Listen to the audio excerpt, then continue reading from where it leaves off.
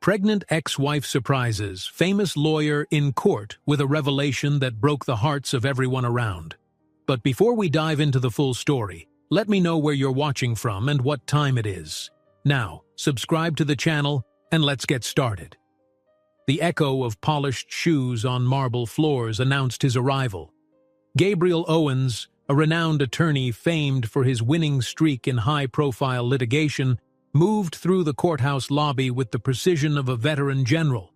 His expression was unflinching, his gaze focused, and every button on his tailored suit was fastened with meticulous care. On any other morning, he might have paused to check his phone for messages from influential clients or to shoot a cold glance at his rivals. But today, something felt different.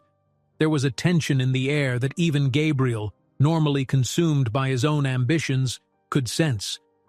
Outside, reporters gathered, cameras flashing, speculating about the case that would be heard in Judge Fairchild's courtroom, another sensational trial with Owens at the center. Usually, he would revel in their attention, but something pulled at him from deep inside, a nagging pressure he couldn't quite name. As he passed through security, his mind raced with fragments of the past he'd long tried to bury. In the hallway leading to courtroom B, his junior associate Marianne hurried to keep up with his brisk steps. "Sir," she whispered, scanning her notes as they walked, "the plaintiff's testimony might be more damaging than we anticipated. Are we prepared?" "Marianne," Gabriel replied in a near monotone, "I'm always prepared." Yet the moment he said it, a strange chill ran down his spine. He brushed off the feeling as stress from the day's proceedings. After all, it wasn't the first time he'd faced a tough opponent.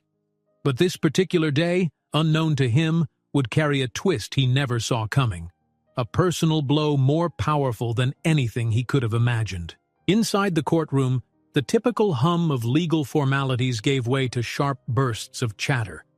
Gabriel didn't notice at first that the murmurs were louder than usual. Then he heard his name whispered in corners, followed by a phrase that froze him in place. "She's back. And she's pregnant."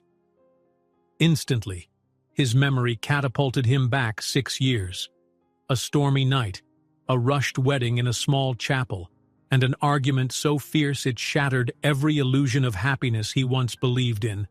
That memory was connected to a single person, Ava Green, his ex-wife, the woman who knew him better than anyone, and the woman he'd worked hard to erase from his life. "Your Honor, all parties are present," the clerk's voice rang, snapping Gabriel out of his thoughts.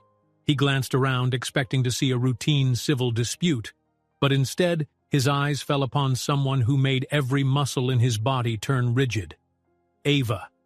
She stood at the plaintiff's table, head held high, one hand instinctively resting on her midsection. The visible curve beneath her blouse confirmed what he'd just overheard. A surge of adrenaline coursed through Gabriel, and for an instant he forgot where he was. The shock that gripped him was so intense he barely registered Marianne tugging at his sleeve, urging him to keep his composure. She looked different, stronger, more resolute. Gone was the timid young bride overshadowed by his ambition. But there was something else, an unmistakable sadness in her eyes, like she'd carried too many burdens alone. Gabriel had never anticipated seeing her again, especially not like this, in his own professional arena, a place where he always felt invincible. Judge Fairchild, renowned for her no-nonsense demeanor, peered over her glasses. "Counselor Owens, are you prepared to continue?" Gabriel cleared his throat. "Yes, Your Honor." He made his way to the defense table, every step heavier than the last, painfully aware of the stares bouncing between him and Ava. It wasn't just a private matter anymore. The entire courtroom was picking up on the tension. Journalists in the back scribbled furiously in their notepads. Something big was happening, and they all wanted front-row seats to the unraveling drama. At that moment, Gabriel avoided meeting Ava's gaze, but he could feel her presence like a magnet. He had so many questions. Why was she here? Why was she pregnant? And the most chilling, was the child? He forced his mind back to the case at hand, except the case was Ava herself. By some twisted turn of fate, She was opposing him today, and the official file in front of him read, Green vs. Spencer Corporation. He was the corporation's hired legal gun, but the real target was evidently personal. Your Honor, Ava began, and her voice caused Gabriel's breath to hitch. She sounded determined, each syllable punctuated with a quiet passion. I'm prepared to argue that the Spencer Corporation's negligence caused irreversible harm to my family, and that I have grounds for injunctive relief to protect others from the same fate. A hush settled in the courtroom. Even Judge Fairchild leaned forward, intrigued. Gabriel noticed how Ava's left hand, devoid of any ring, trembled slightly.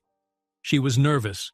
He could see the flicker of vulnerability in her eyes, but behind it lay a raw, steely resolve. Gabriel stood, adjusting his tie. My client categorically denies any liability. While Ms. Green's circumstances are unfortunate, blaming the Spencer Corporation lacks factual basis. This lawsuit— He hesitated, searching for the right word. It's misguided. He nearly choked on that last word. For the first time, his usual confidence faltered. Ava stepped closer. Misguided? She gave a short, humorless laugh.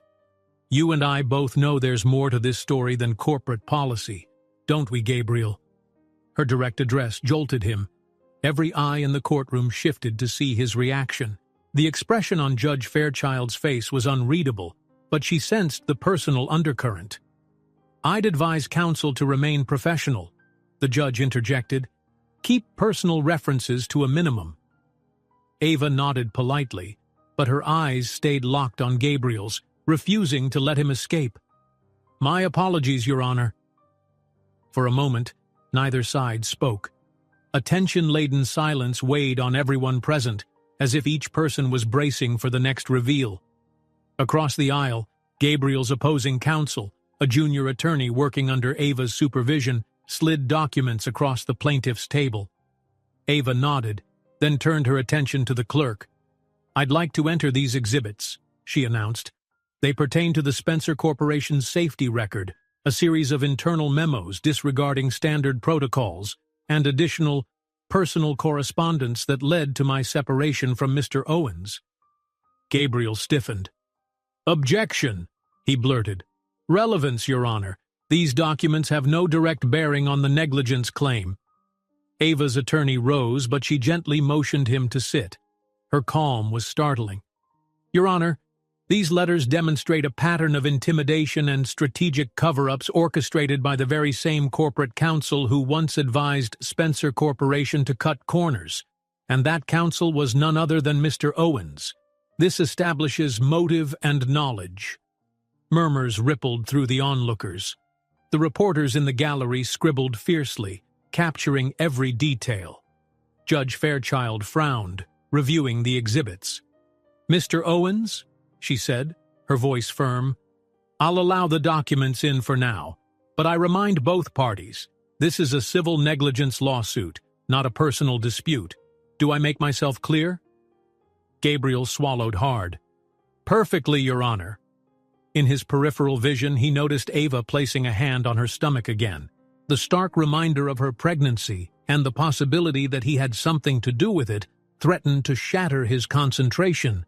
He'd built his career on composure, but behind that stoic mask, a storm raged. Court will recess for 1 hour, Judge Fairchild declared, banging her gavel. We'll reconvene at noon. As soon as the judge stepped off the bench, the chatter in the courtroom surged. Gabriel's phone buzzed with messages. Colleagues, maybe the press, possibly old friends reading rumors on social media. He ignored it.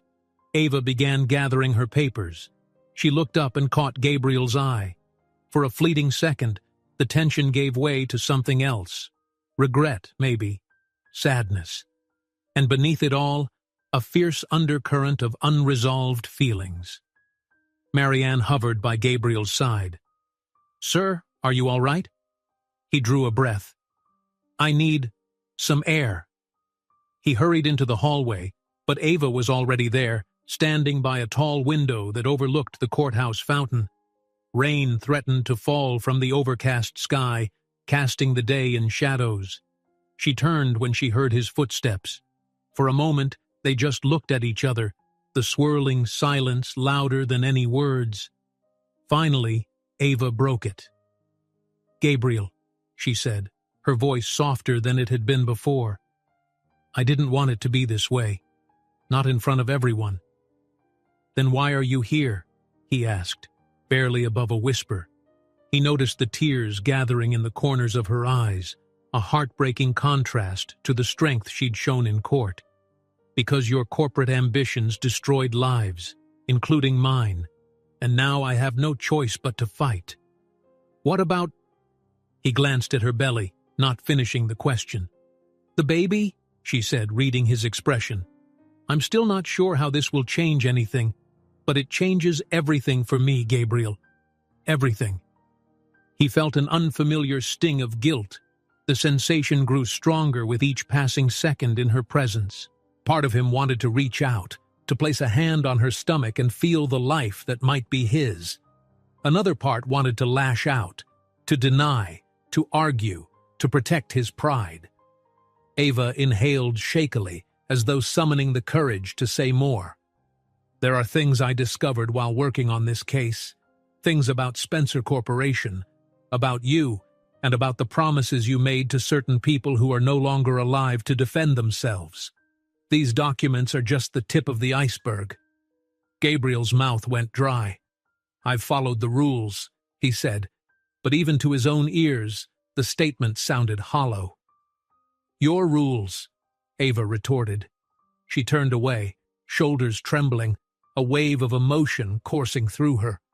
Before either could speak again, the bailiff's voice rang out, announcing that court would resume shortly. She wiped her eyes, steeled herself, and gave him one final look. "We can't run from this anymore," she said, then walked off toward the ladies' room, leaving Gabriel standing by the window, heart pounding with unresolved questions and a dread-laced curiosity about what she truly knew. He stared after her, the swirl of regret, confusion, and fear almost paralyzing.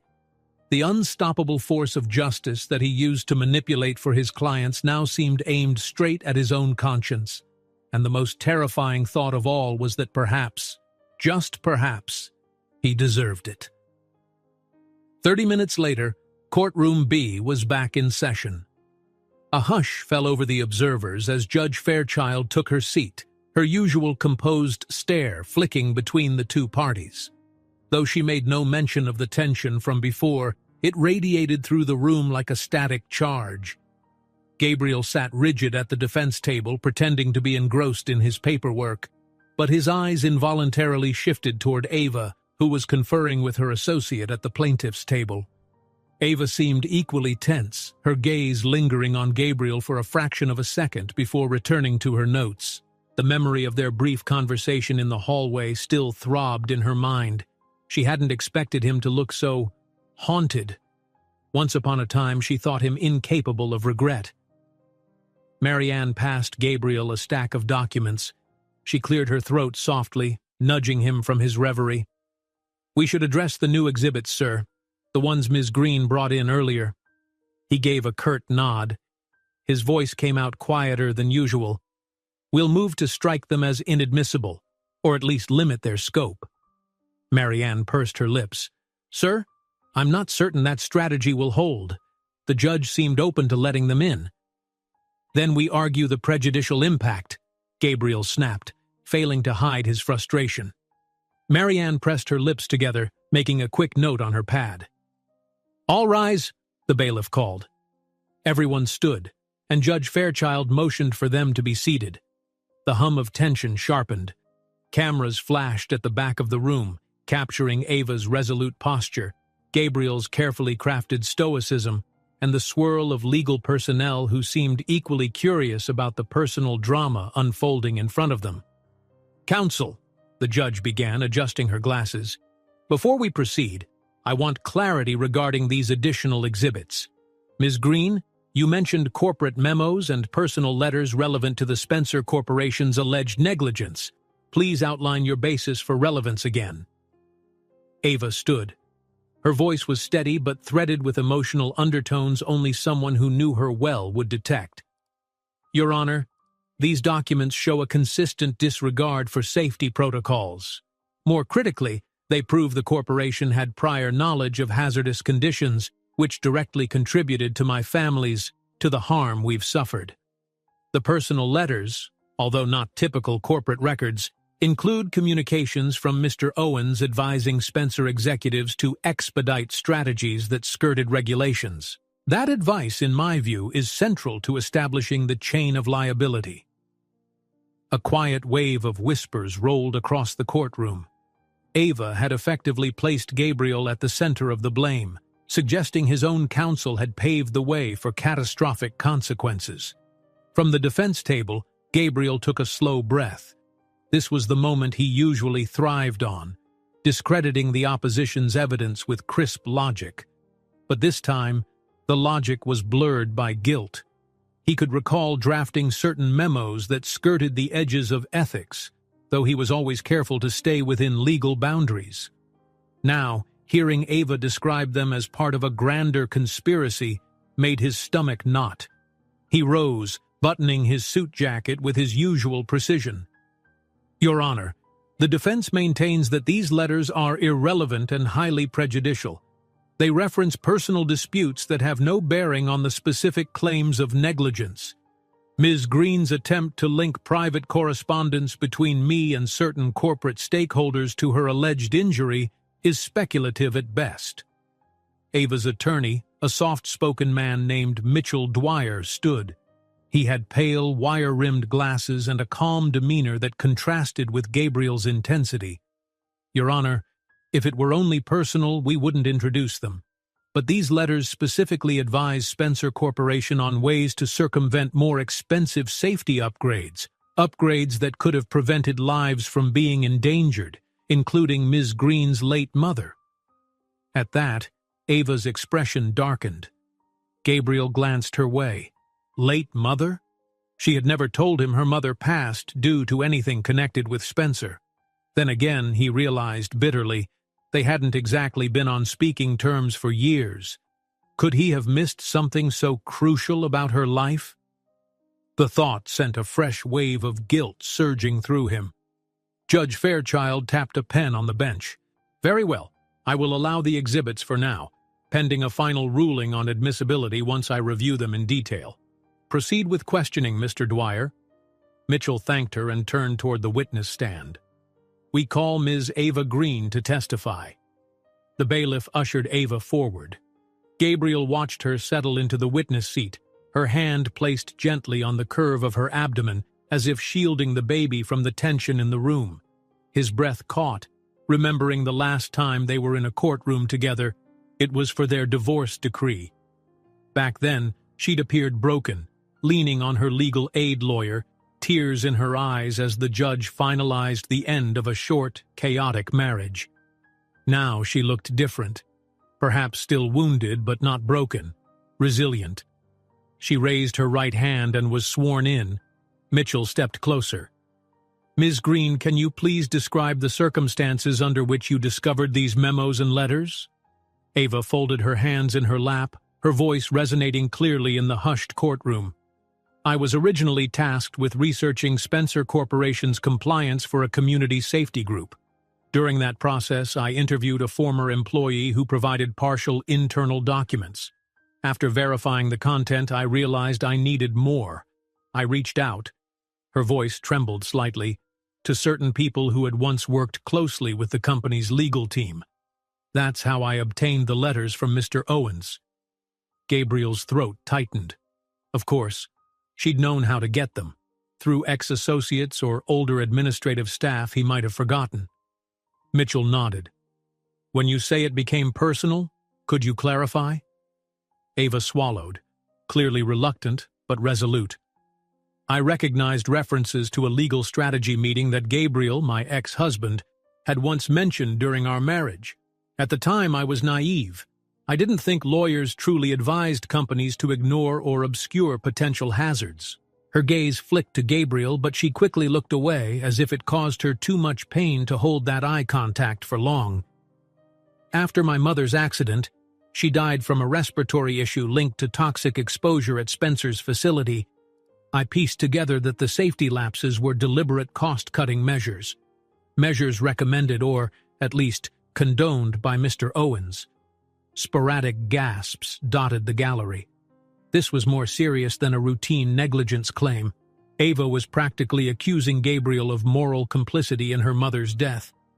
Gabriel felt something twist inside him. He'd never wanted anyone to get hurt. He'd simply done his job, helping a major corporation minimize financial loss. But had he unwittingly contributed to real lives being destroyed? Mitchell pulled up a large display projecting snippets of a typed memo. Gabriel's signature was visible at the bottom.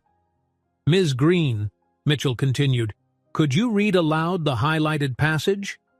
Ava leaned forward, scanning the text on the screen. It says, "While complete safety compliance is commendable, the financial burden of immediate upgrades may be untenable. Consider allocating resources toward regulatory lobbying rather than costly facility renovations." She trailed off, her voice trembling with suppressed anger. It ends with, "Legal ramifications can be mitigated through well-established channels." And then it's signed by Gabriel Owens. A hushed tension clung to every person present. Gabriel's jaw clenched. He remembered drafting that memo in a flurry, hammered out at midnight to keep a relentless client satisfied. He'd reasoned it was standard legal strategy: push for lobbying, shape regulations to the corporation's advantage, delay costly changes as long as possible. It was the type of approach that garnered him accolades from big clients and catapulted his career. Until now. Mitchell turned to Ava again. "In your opinion, how does this memo relate to the alleged negligence that caused your mother's death?"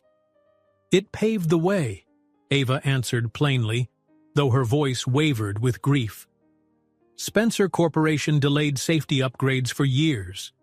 Those toxins continued to circulate in the building, endangering hundreds, including my mother, who worked there as a contract cleaning staff.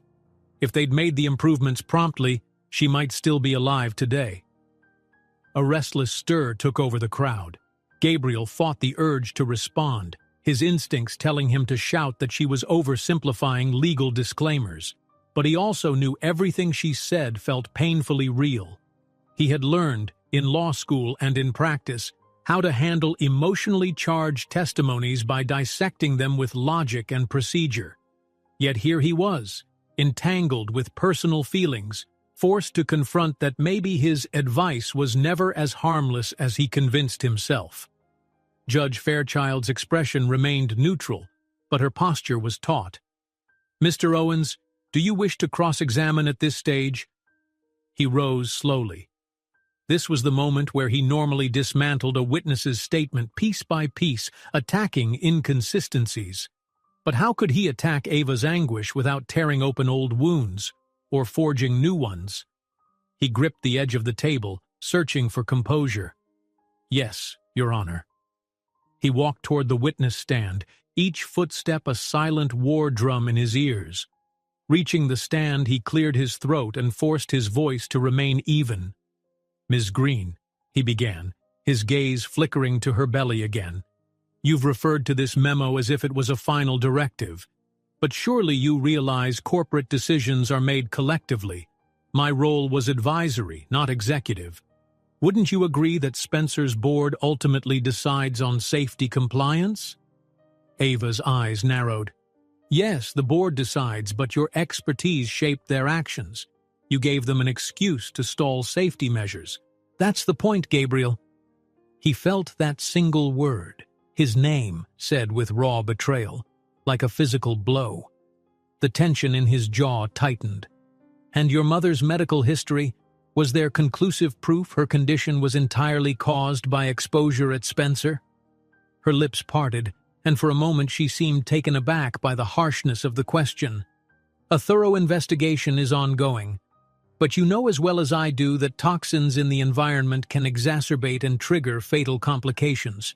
I have the autopsy report that strongly suggests it." She reached for a folder, pulling out a sealed document. Mitchell swiftly handed it to the clerk, who then offered it to the judge. Judge Fairchild glanced over it briefly. "I'll review this in chambers before ruling on its admissibility." Gabriel tried to maintain his professional veneer, but inwardly he felt as though the ground were shifting beneath him.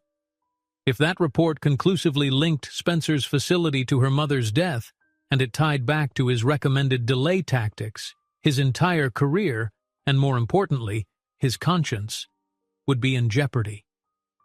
He swallowed, struggling to keep his composure. "No further questions for now," he managed. He spun on his heel, returning to his seat, feeling Ava's eyes on him. Meanwhile, the reporters at the back frantically typed and texted updates to their outlets, sensing a sensational scandal with personal betrayal at its core. As proceedings paused for procedural formalities, Gabriel found himself fighting off a wave of nausea. He glanced at Ava. Her pale face was set in determination and sorrow. And in the hollow pit of his stomach, he recognized the slow dawning of something he hadn't allowed himself to feel in years: remorse. He closed his eyes, exhaling through clenched teeth, caught in a battle between legal strategy and the moral lines he might have crossed long ago. And overshadowing it all was the child Ava carried, a fragile new life entangled in a web of secrets he'd thought he could keep buried. A ripple of murmurs followed Ava as she left the witness stand. Even after her testimony ended, the atmosphere in the courtroom felt supercharged, every spectator wondering what else might surface. Gabriel remained rigid, his fingers clenched around a pen that threatened to snap under the pressure. The recess bell rang soon after, granting a brief pause to the intensity. "Court stands in recess for 15 minutes, declared Judge Fairchild, tapping her gavel in a decisive staccato. The bailiff's voice signaled that everyone should stand, but a thick tension clung to the air even as the judge and jury filed out. Gabriel exhaled, placed the pen on the table, and gathered his notes with deliberate slowness. Around him, journalists chatted in hushed tones, and courthouse spectators whispered about the scandal unfolding between the famous attorney and his pregnant ex-wife. Marianne leaned in. "Sir, we should probably use this break to regroup." He nodded mechanically. "Yes, the less we linger here, the better." They slipped through the crowd into an empty side room often used for private attorney conferences. The fluorescent light buzzed overhead, reflecting off a narrow metal table.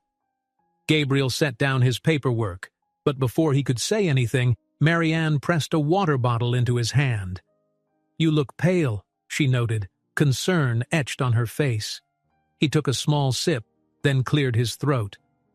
"I'm fine." But they both knew it was a lie. Normally, Gabriel thrived under pressure. He was known to be unflappable, even arrogant when cornered. This, however, was different, far more personal. Marianne tapped the stack of exhibits Ava had introduced. "Look, we need to address those letters. If the judge allows them in completely, it's going to be tough to argue ignorance on the corporation's part. The jury will see that you encouraged cost-saving measures over safety." Gabriel nodded, recalling each line he'd once written with no thought to real-world consequences. "Yes, we can still try to argue that the final decisions fell to the board, but Ava's playing a strong emotional card by tying it to her mother's death. And," Marianne added gently, "there's the pregnancy aspect. Everyone's paying attention to that too. It's fueling public sympathy for her." Gabriel grimaced. "It's not only that. He hesitated, words freezing on his tongue. Trust was a rare commodity in his life, but Marianne had been steadfast by his side, especially during grueling late-night trial preparations.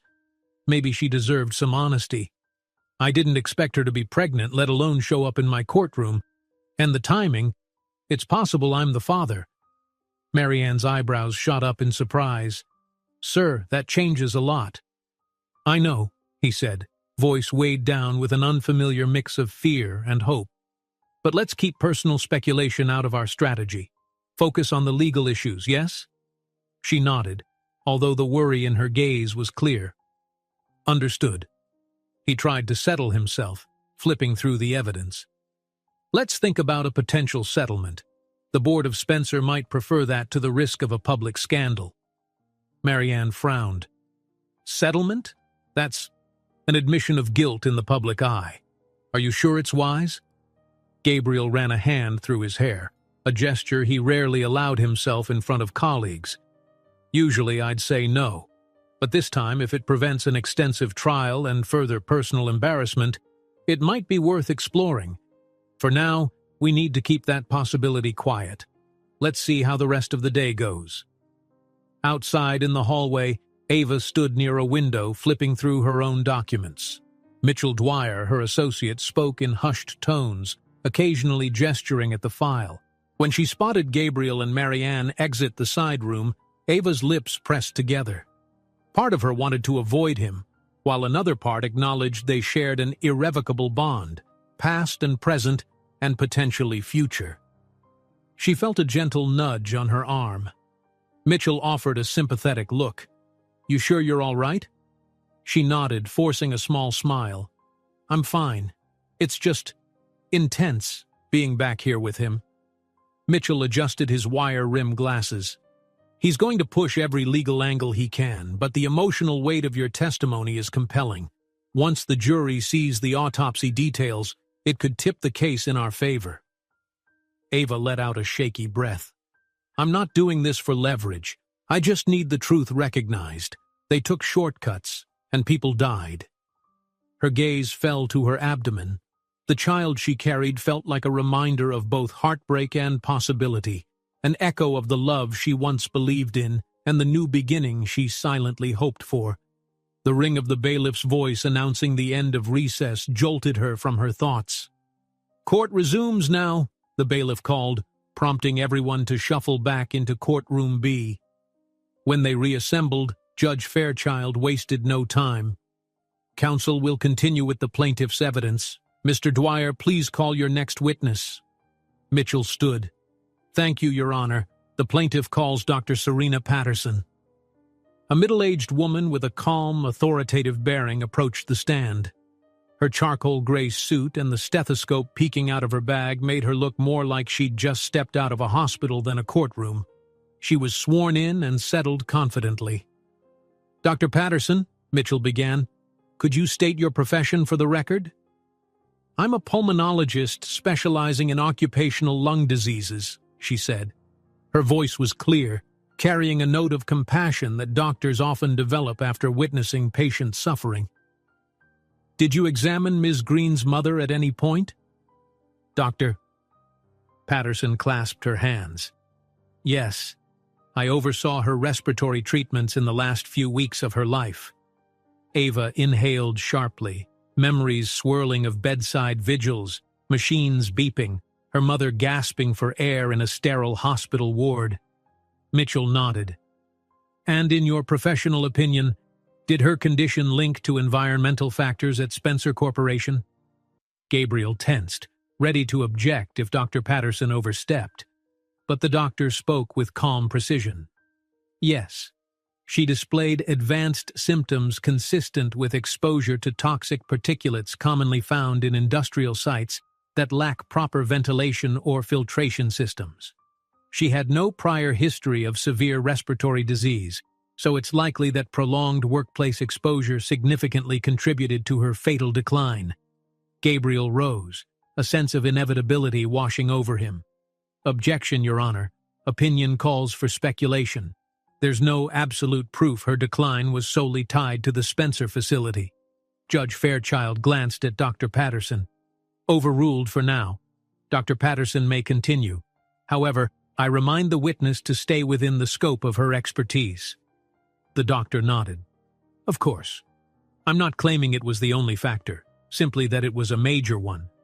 Her prior medical records show no underlying conditions that would have escalated so aggressively. Mitchell held up a chart. This is part of the autopsy report that Ms. Green recently introduced. Could you interpret the highlighted section for the court? Dr. Patterson flipped through the pages. It states that the patient's lung tissues showed significant scarring and chemical residues indicative of exposure to specific industrial byproducts. These are regulated substances.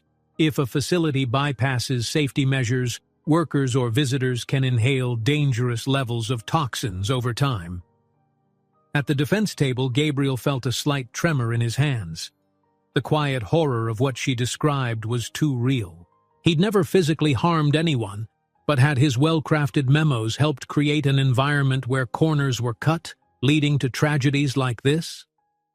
"Thank you, Dr. Patterson," Mitchell said, turning to the judge. "No further questions." Judge Fairchild cast a measured look at Gabriel. "Mr. Owens, your witness." He stood slowly.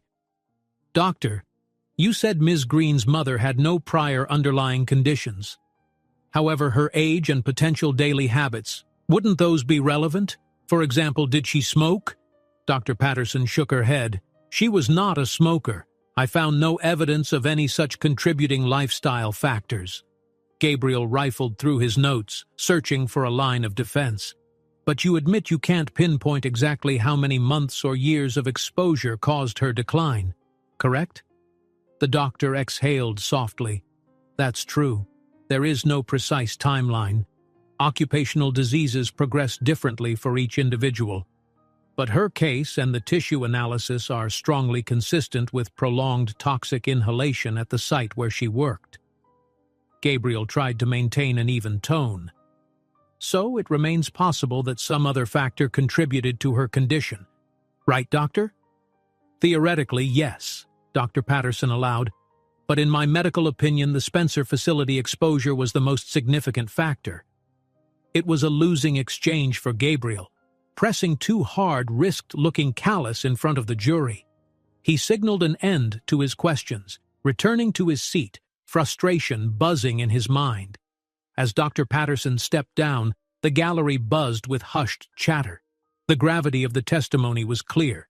Ava's mother wasn't just a statistic. She was a person whose death might have been prevented had corporate greed not taken precedence over safety. Gabriel caught Ava's eye across the aisle. She looked exhausted, but an unwavering resolve still shone in her gaze. He glanced at her stomach again.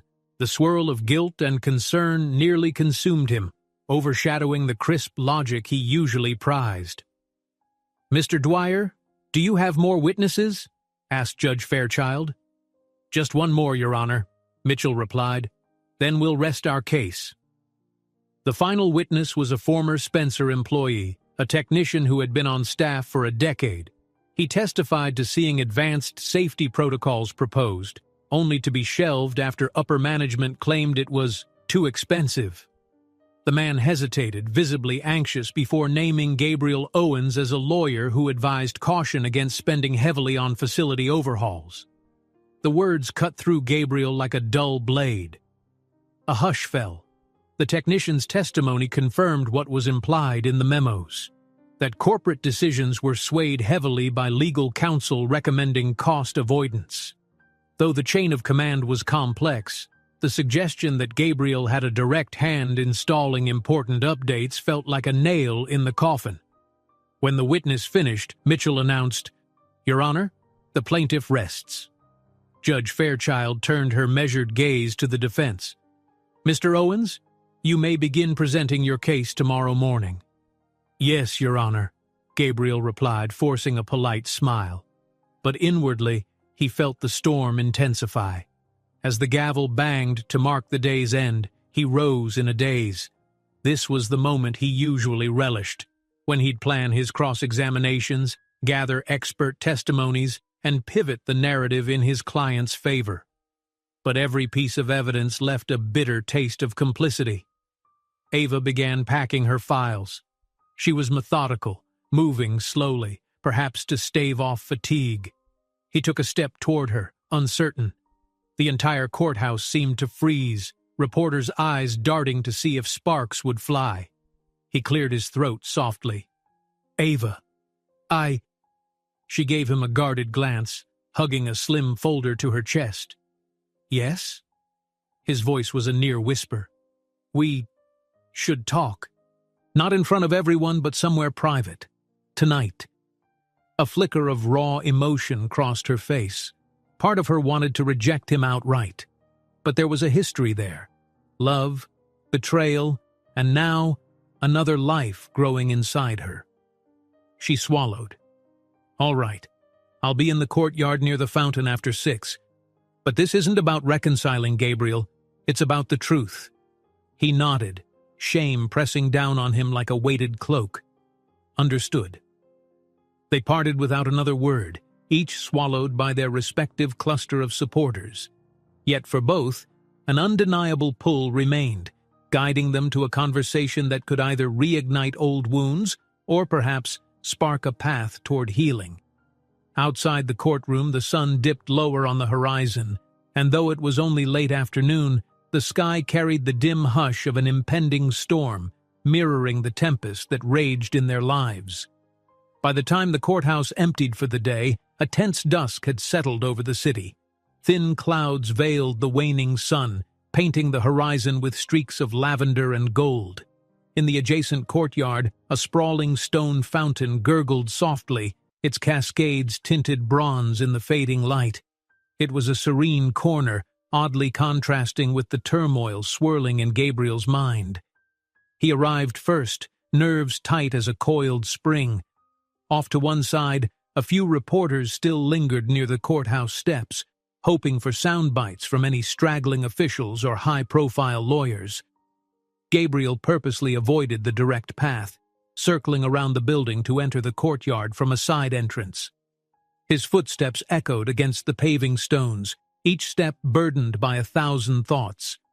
He spotted Ava beneath an old oak tree not far from the fountain. She wore a charcoal blazer over a simple blouse, a subtle reminder of the professional battlefield they'd occupied that day, but there was also a gentle glow about her, an unmistakable hush of maternal warmth that tugged at him, an unspoken possibility that the baby she carried was his. She stood quietly, gazing at the water, arms folded over the slight curve of her abdomen, lost in thought.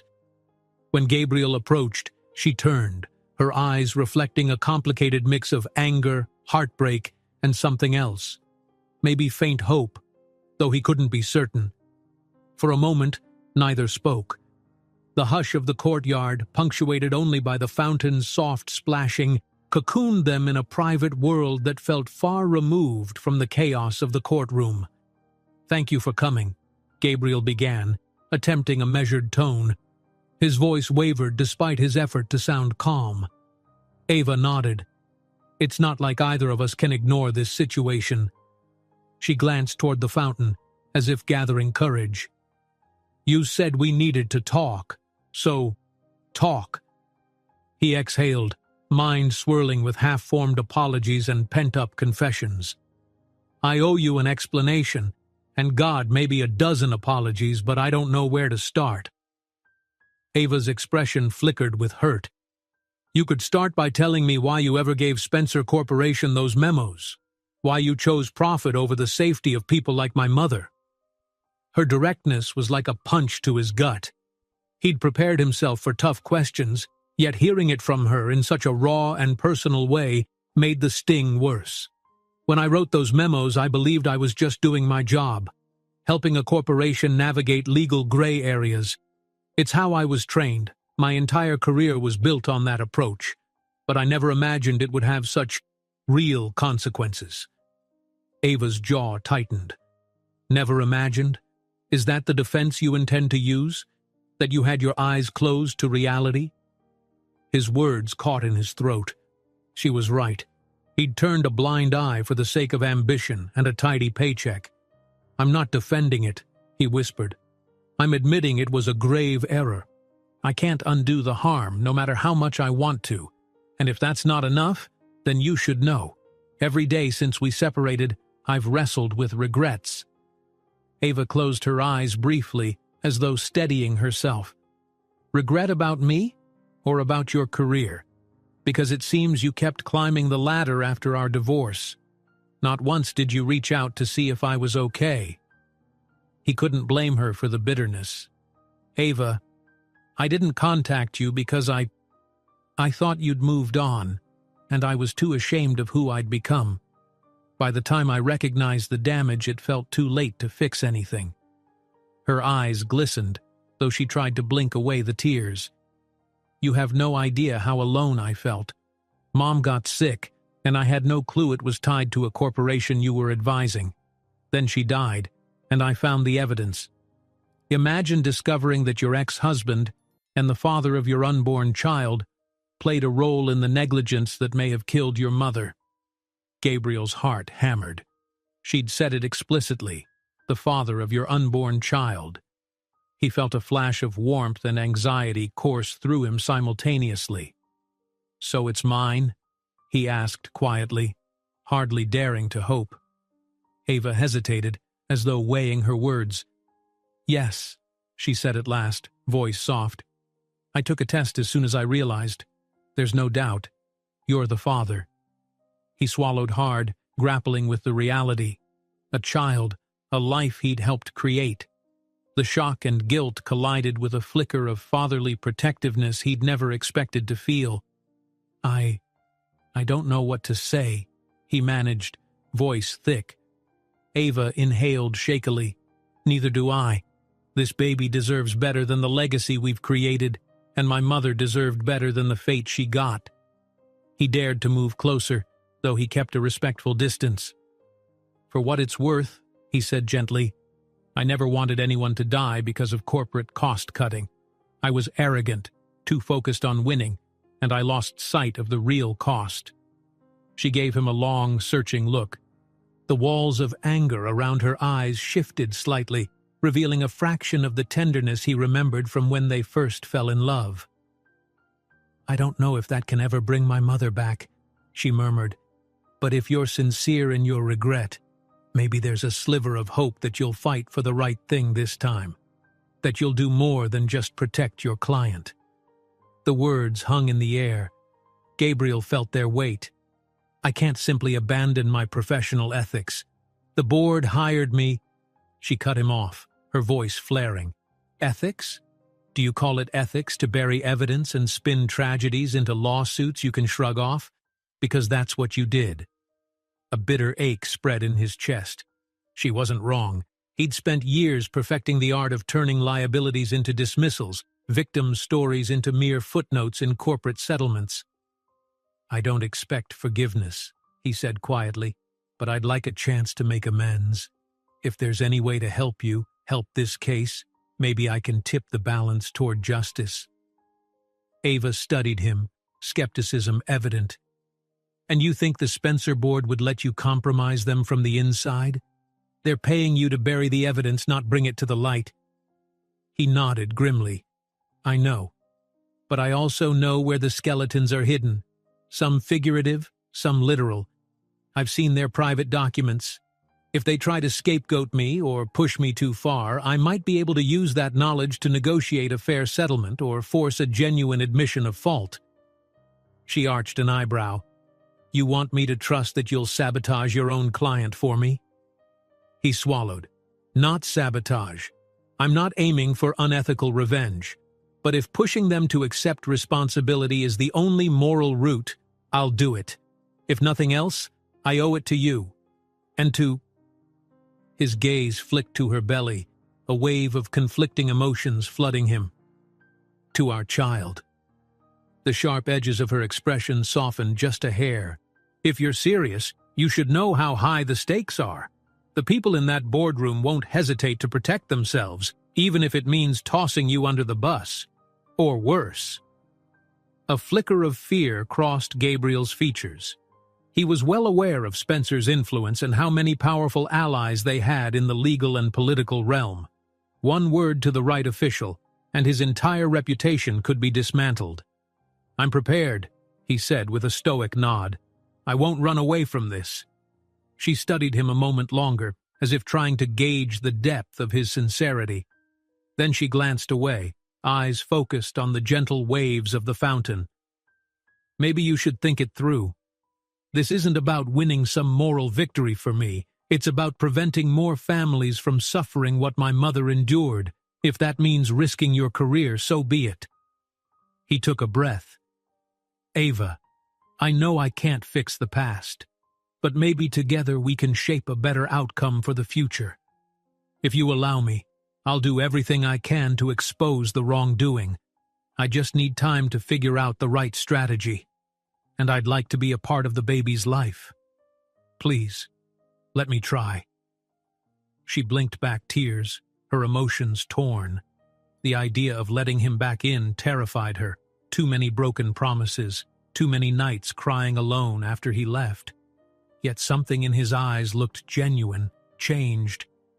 "I can't promise everything will be all right. I'm still angry and hurt and so unsure. But the baby is yours. I won't deny you that, if you're serious about stepping up." Relief, warm and unexpected, surged through him at her words. "Thank you." He wanted to say more, to promise unwavering support, but the words caught in his throat. He understood it would take more than talk to mend what was broken. They fell into a silence punctuated by the murmuring water. Soft footsteps approached from behind, the faint shuffle of a reporter or curious passerby, perhaps. Ava tensed, and Gabriel instinctively stepped closer, blocking whoever might intrude. The moment was too fragile to be turned into a spectacle. "Gabriel," Ava whispered, "I need to get home and rest. The trial resumes tomorrow and this is all overwhelming." He nodded, letting her slip past him. Before she could walk away, he gently caught her forearm, a gesture that felt both intimate and hesitant. "Let me at least walk you to your car." Ava hesitated, then gave a small nod, her eyes flicking to the modest swell of her belly. "All right," she said softly. They moved through the courtyard side by side, not quite touching, but closer than they'd been in years. Passing the statue in the center of the fountain, the watery reflection cast their figures against a darkening sky. The hush around them felt charged, a fragile peace overshadowed by the knowledge that soon they'd be back in the adversarial spotlight of the courtroom. When they reached her car, she paused. "Gabriel, I hope you're ready for the backlash if you turn on Spencer. They don't tolerate betrayal lightly."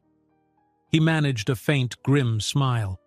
"Betrayal or redemption, maybe it's just a matter of perspective. Either way, I'm ready." She nodded, then got in. He stepped back, hands in his pockets. As she started the engine, he stood there, watching until the taillights vanished down the street. Only then did he allow himself a shuddering breath. Everything in his life was about to change. Again. And for once, he wasn't terrified of that fact. Instead, he felt the flicker of purpose, a chance to make right what had gone so terribly wrong. A cool breeze rustled the trees, scattering a few dried leaves across the courtyard. Gabriel lingered by the fountain, mind swarming with plans and doubts. Tomorrow, he would face the judge and the jury, his own conscience at stake. He was done denying the part he played. The question now was whether he could set aside years of habit and ambition to truly fight for justice, and for the woman and child that might just be his last chance at redemption. The following morning dawned gray and muted, as if the weather itself sensed the gravity of the trial continuing in courtroom B. Gabriel Owens stood in front of his bathroom mirror, carefully knotting his tie, feeling both the weight of impending confrontation and the curious lightness of having finally shared a fragment of truth with Ava. Sleep had eluded him, haunted by flashes of her mother's final days and the child he now knew he'd fathered. But beneath his fatigue lay a glimmer of resolve he'd never felt before. He double-checked his phone for messages from the Spencer board, half expecting a barrage of demands to keep the defense tight, or even threats if he deviated. The screen showed nothing but a succinct reminder from Marianne about the day's schedule. Still, he sensed tension from his corporate employers. They'd be scrutinizing every word he said in the courtroom. Moments later, he stepped onto the street, the city's early bustle subdued by the overcast sky.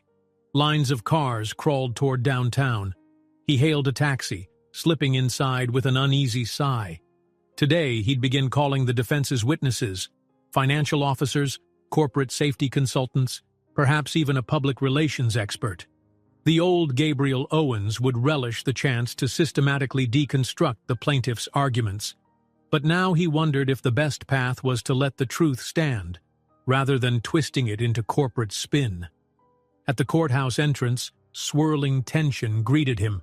Reporters snapped pictures, rushing forward with microphones the second they recognized his face.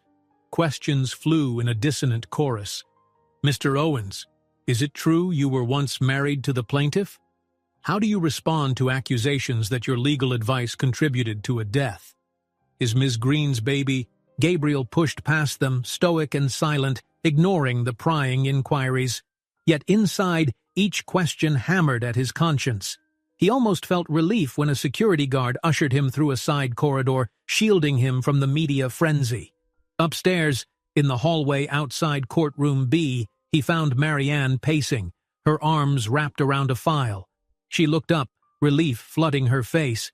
"Oh, good, you're here. The board has been calling nonstop. They want an update on your strategy." Gabriel loosened his collar. "I'll call them after we settle in. Did they leave any instructions?" Marianne lifted her eyebrows. "Only to maintain the integrity of the company's position and discredit the plaintiff's claims. They were terse, but I sense they're worried, especially after Dr. Patterson's testimony yesterday." He nodded grimly. "I expected as much. Let's gather our key witnesses.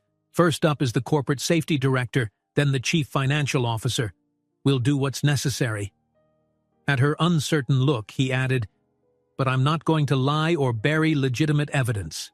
Understood?" She paused, reading the determination in his eyes. "Yes, sir." A faint smile tugged at her lips, perhaps respect, or a sliver of admiration for what she suspected he was trying to do. They entered the courtroom, which was already half filled with spectators. The air buzzed with hushed conversation. On the plaintiff's side, Ava and Mitchell sat quietly reviewing notes. Ava wore a dark sheath dress under a tailored jacket, her posture upright, though Gabriel noticed she occasionally placed a protective hand over her abdomen, as though shielding the growing life from the weighty atmosphere of conflict around her. They locked eyes for a moment.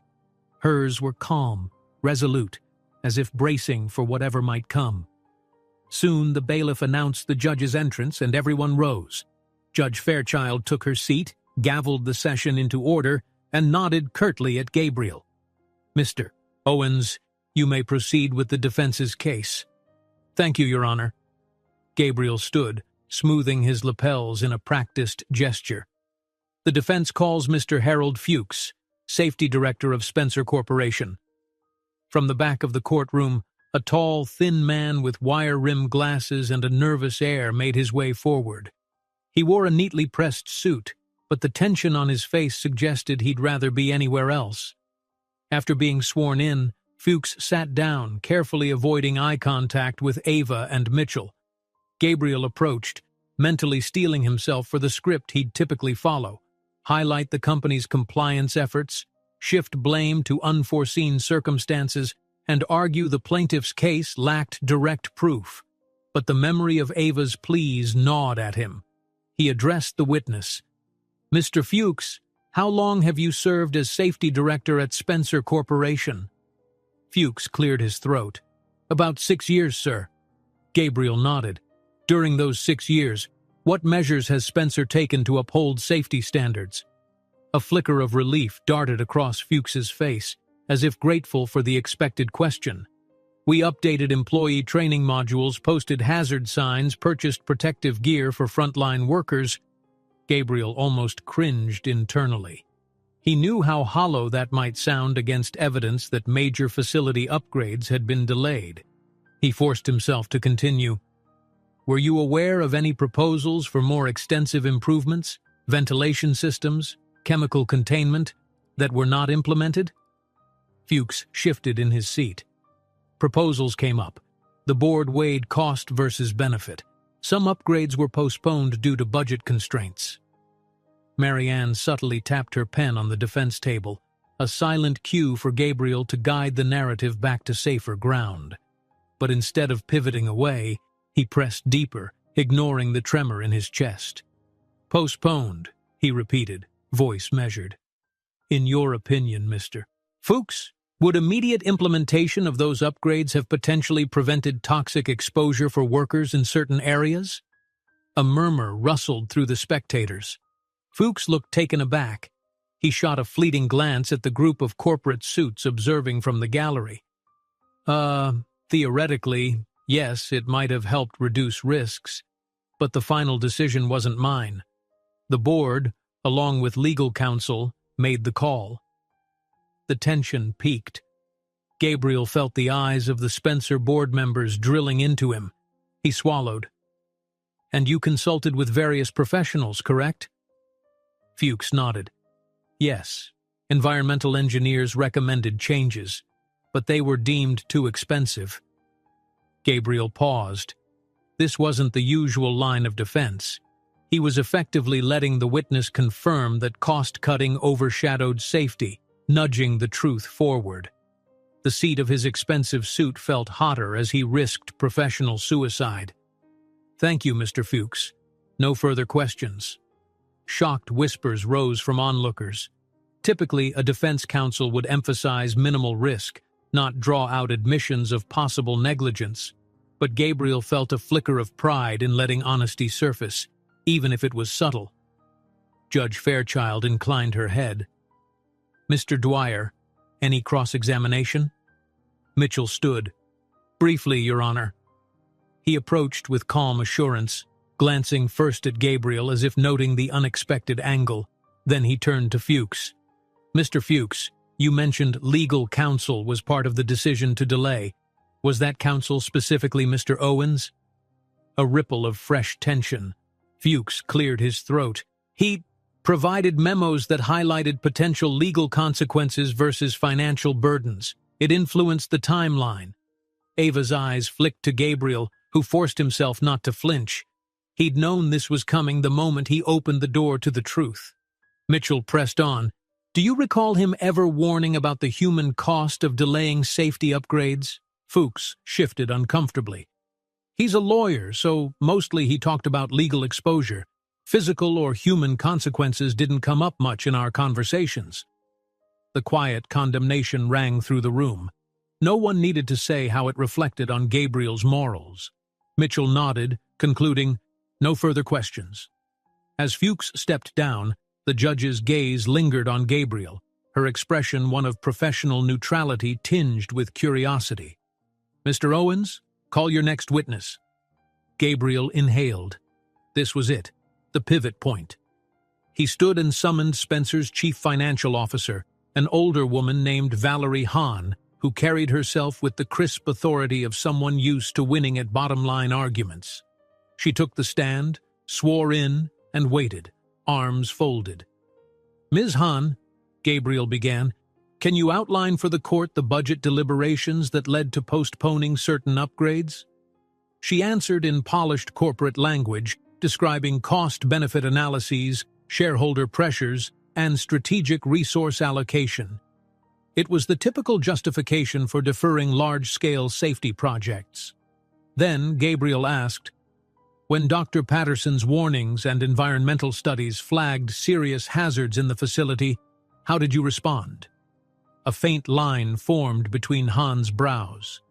We considered them carefully, but our analysts determined the immediate renovations would be overly expensive. Instead, we explored alternative solutions, like increased ventilation cleaning and expansions in insurance coverage to protect us from legal claims. Gabriel let the words sink in. Expansions in insurance coverage instead of addressing the hazard. The old hymn would pivot to spin it as prudent risk management, but now he wanted the jury to see the calculus, that it was all about sidestepping liability. So, effectively, you accepted the risk of worker harm in favor of protecting the company from lawsuits? Hahn froze, eyeing him with alarm. She shot a glance at the row of corporate suits seated behind. That's not how we framed it. We believed the odds of serious harm were low. But it happened nonetheless, Gabriel pressed. Is that correct? Silence draped the courtroom. Hahn's lips parted slightly, then closed again in a firm line. Yes, she muttered finally. It did. Before he could ask more, One of the Spencer executives in the audience cleared his throat pointedly, drawing the judge's stern glance. Gabriel saw the flicker of anxiety in their eyes. This was drifting far from typical corporate defense. He forced himself to remain composed. "No further questions," he said, voice subdued. Mitchell's cross-examination hammered home the recklessness of ignoring medical experts. The CFO tried to deflect, but each answer reinforced the theme of profits over people. By the time she stepped down, the tension among the Spencer representatives was palpable. Gabriel could practically hear them fuming. As the morning session concluded, Judge Fairchild eyed both parties. "We'll break for lunch. Mr. Owens, do you have additional witnesses for the afternoon?" Gabriel hesitated. He had planned to introduce a hired expert to minimize the link between the toxins and Ava's mother's death, but after hearing Dr. Patterson's unassailable account, that angle felt hollow. Still, the corporate side expected him to present it. "Yes, Your Honor," he replied, albeit with a note of reluctance. "We have an expert to speak on alternate causes." The judge nodded, banging the gavel. "Court stands adjourned until 2 o'clock. As soon as the courtroom emptied, a tall man in an expensive suit strode up to Gabriel, Emmett Clark, a senior VP from Spencer, face dark with anger. "Owens, we need to talk, now."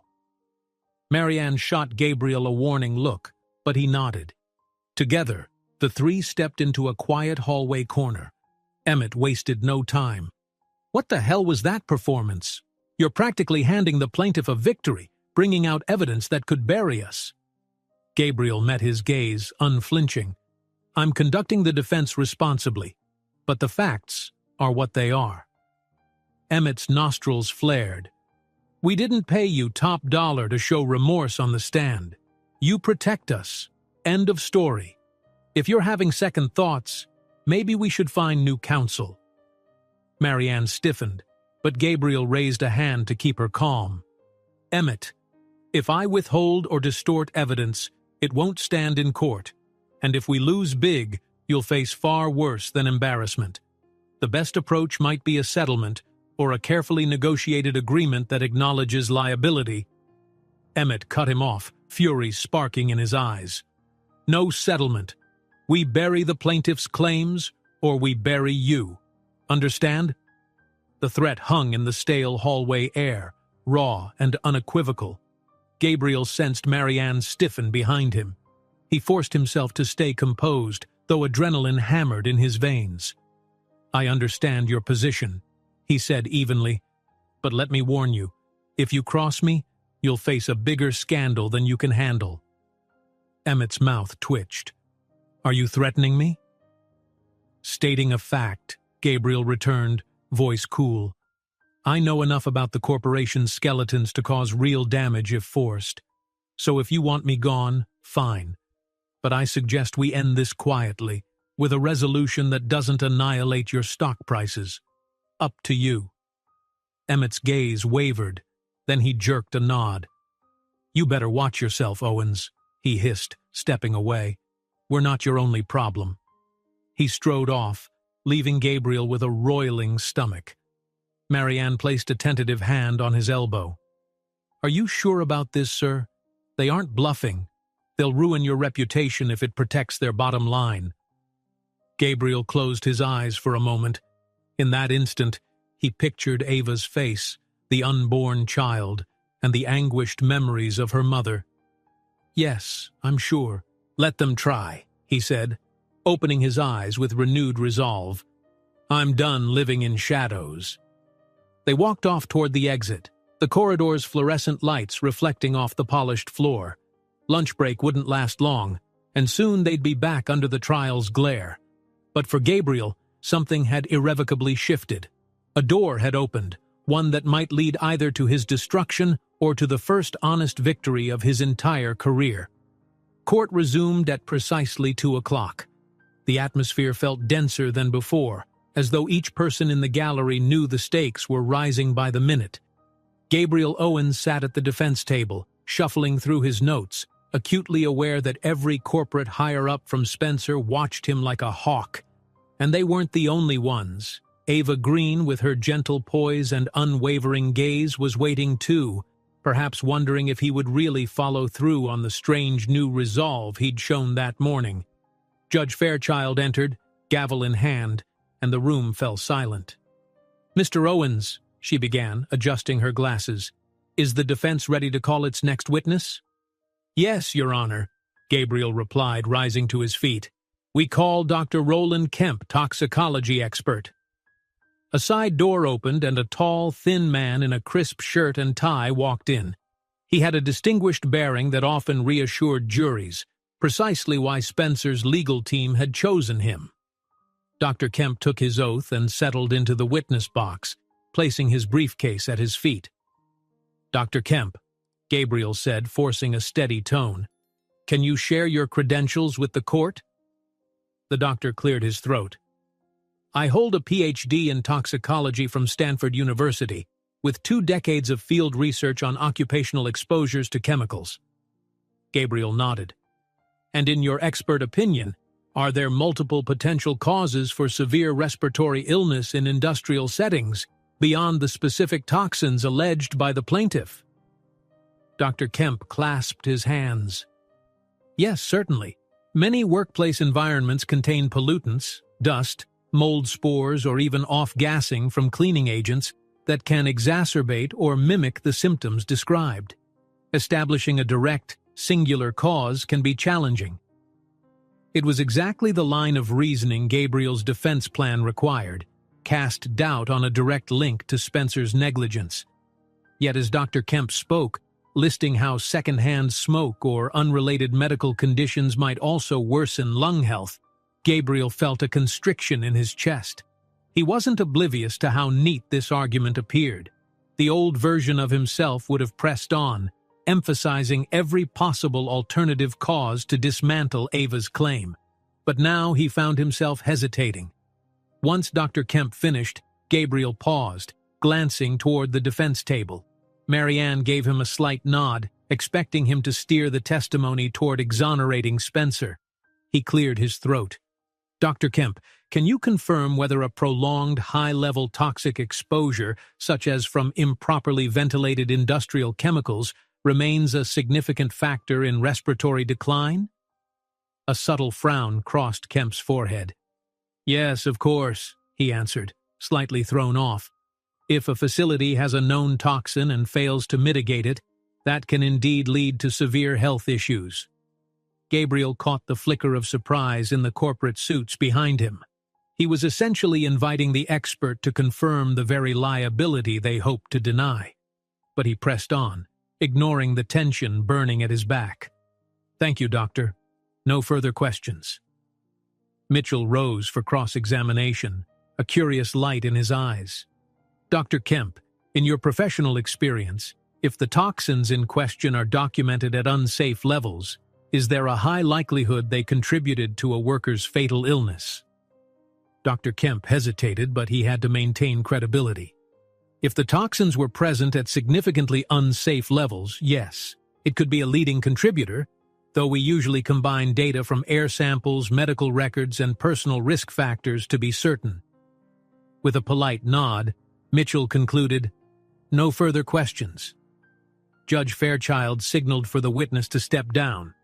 Then she turned to Gabriel, her neutral expression betraying only a hint of curiosity. "Mr. Owens, does the defense have additional testimony to present?" Gabriel glanced at Marianne, who shrugged minutely. They had more witnesses lined up, mostly corporate employees prepared to defend the company's safety track record. But what was the point? Each might simply echo earlier statements or end up confirming that cost-based decisions overshadowed risk concerns. Before Gabriel could respond, a court clerk approached the bench and whispered something to the judge. With a nod, Judge Fairchild gestured toward both counsel tables. "Counsel, approach the bench for a moment." The hush in the room intensified. Gabriel and Mitchell walked up to the judge's bench where she waited with an unreadable expression. "In my chambers," she ordered quietly. "Now." Inside Judge Fairchild's chambers, an oak-paneled office lined with serious legal tomes, the mood was sober. The judge settled behind her desk. Mitchell stood on one side, arms folded. Gabriel took the other, trying to maintain composure under the judge's penetrating gaze. "Gentlemen," she began, her tone firm, "I have concerns about the direction of this trial, particularly regarding the conflicting messages from the defense. This morning, Mr. Owens, you elicited testimony that seems to underscore the plaintiff's position. I need clarity on what's happening." Gabriel felt the question simmer in the air. "Are you still defending your client, or have you switched sides?" Mitchell angled his head, interjecting politely. "Your Honor, I found Mr. Owens's line of questioning unusual, but I won't speculate on his motives." Judge Fairchild nodded. "I appreciate your restraint. Mr. Owens, I realize counsel has latitude in examining witnesses, but it appears you're contradicting your own defense strategy. Has something changed?" Gabriel swallowed. In a quieter corner of his mind, he remembered Ava's tearful expression, her plea for truth, and the looming threat from Spencer Corporation. He chose his words carefully. "Your Honor, my role as an officer of the court obligates me to ensure the truth is presented. While I remain defense counsel, I can't ethically suppress pertinent facts or mislead the court. The evidence we've heard strongly suggests that Spencer's cost-based delays played a major role in the plaintiff's loss." The judge's eyes narrowed, though not with anger, more like scrutiny. "I see. So you're conceding liability?" He hesitated, then spoke with a steadiness he didn't quite feel. "Not conceding exactly, but acknowledging that certain corporate decisions contributed to unsafe conditions. My duty is to provide the best representation possible, but I also can't ignore the factual reality." Mitchell observed quietly, his demeanor respectful. Judge Fairchild exhaled, drumming her fingertips on the desk. "This is highly irregular, Mr. Owens. Typically, a defense lawyer either fully defends or steps aside if there's a conflict of interest. Are you requesting to withdraw?" His heart pounded. Resigning might be the straightforward choice, but it would leave Spencer free to replace him with some unscrupulous attorney willing to bury Ava's case. "No, Your Honor," he said, voice tight. "I intend to finish this trial, but I can't do so by denying the truth. If you believe my conduct is improper, I'll respect the court's decision." She studied him for a long moment, then turned to Mitchell. "Mr. Dwyer, do you object to Mr. Owens continuing under these circumstances?" A pause stretched. Mitchell glanced at Gabriel, then spoke slowly. "I have no objection, Your Honor. From the plaintiff's perspective, the defense's transparency benefits the pursuit of truth. If he's not violating attorney-client privilege or breaching ethical rules, we won't protest." A faint hint of admiration flickered in the judge's eyes as she addressed Gabriel. "Mr. Owens, I'm placing you on notice. If it becomes evident you're violating your client's instructions or revealing privileged information, I'll have to reassess. But for now, you may proceed. Understood?" Gabriel nodded. "Understood, Your Honor." "Then let's return to the courtroom," she concluded, standing. "I'm watching closely, Mr. Owens." 5 minutes later, they reconvened. The judge addressed the jury, explaining that she had met with both sides to clarify procedural matters.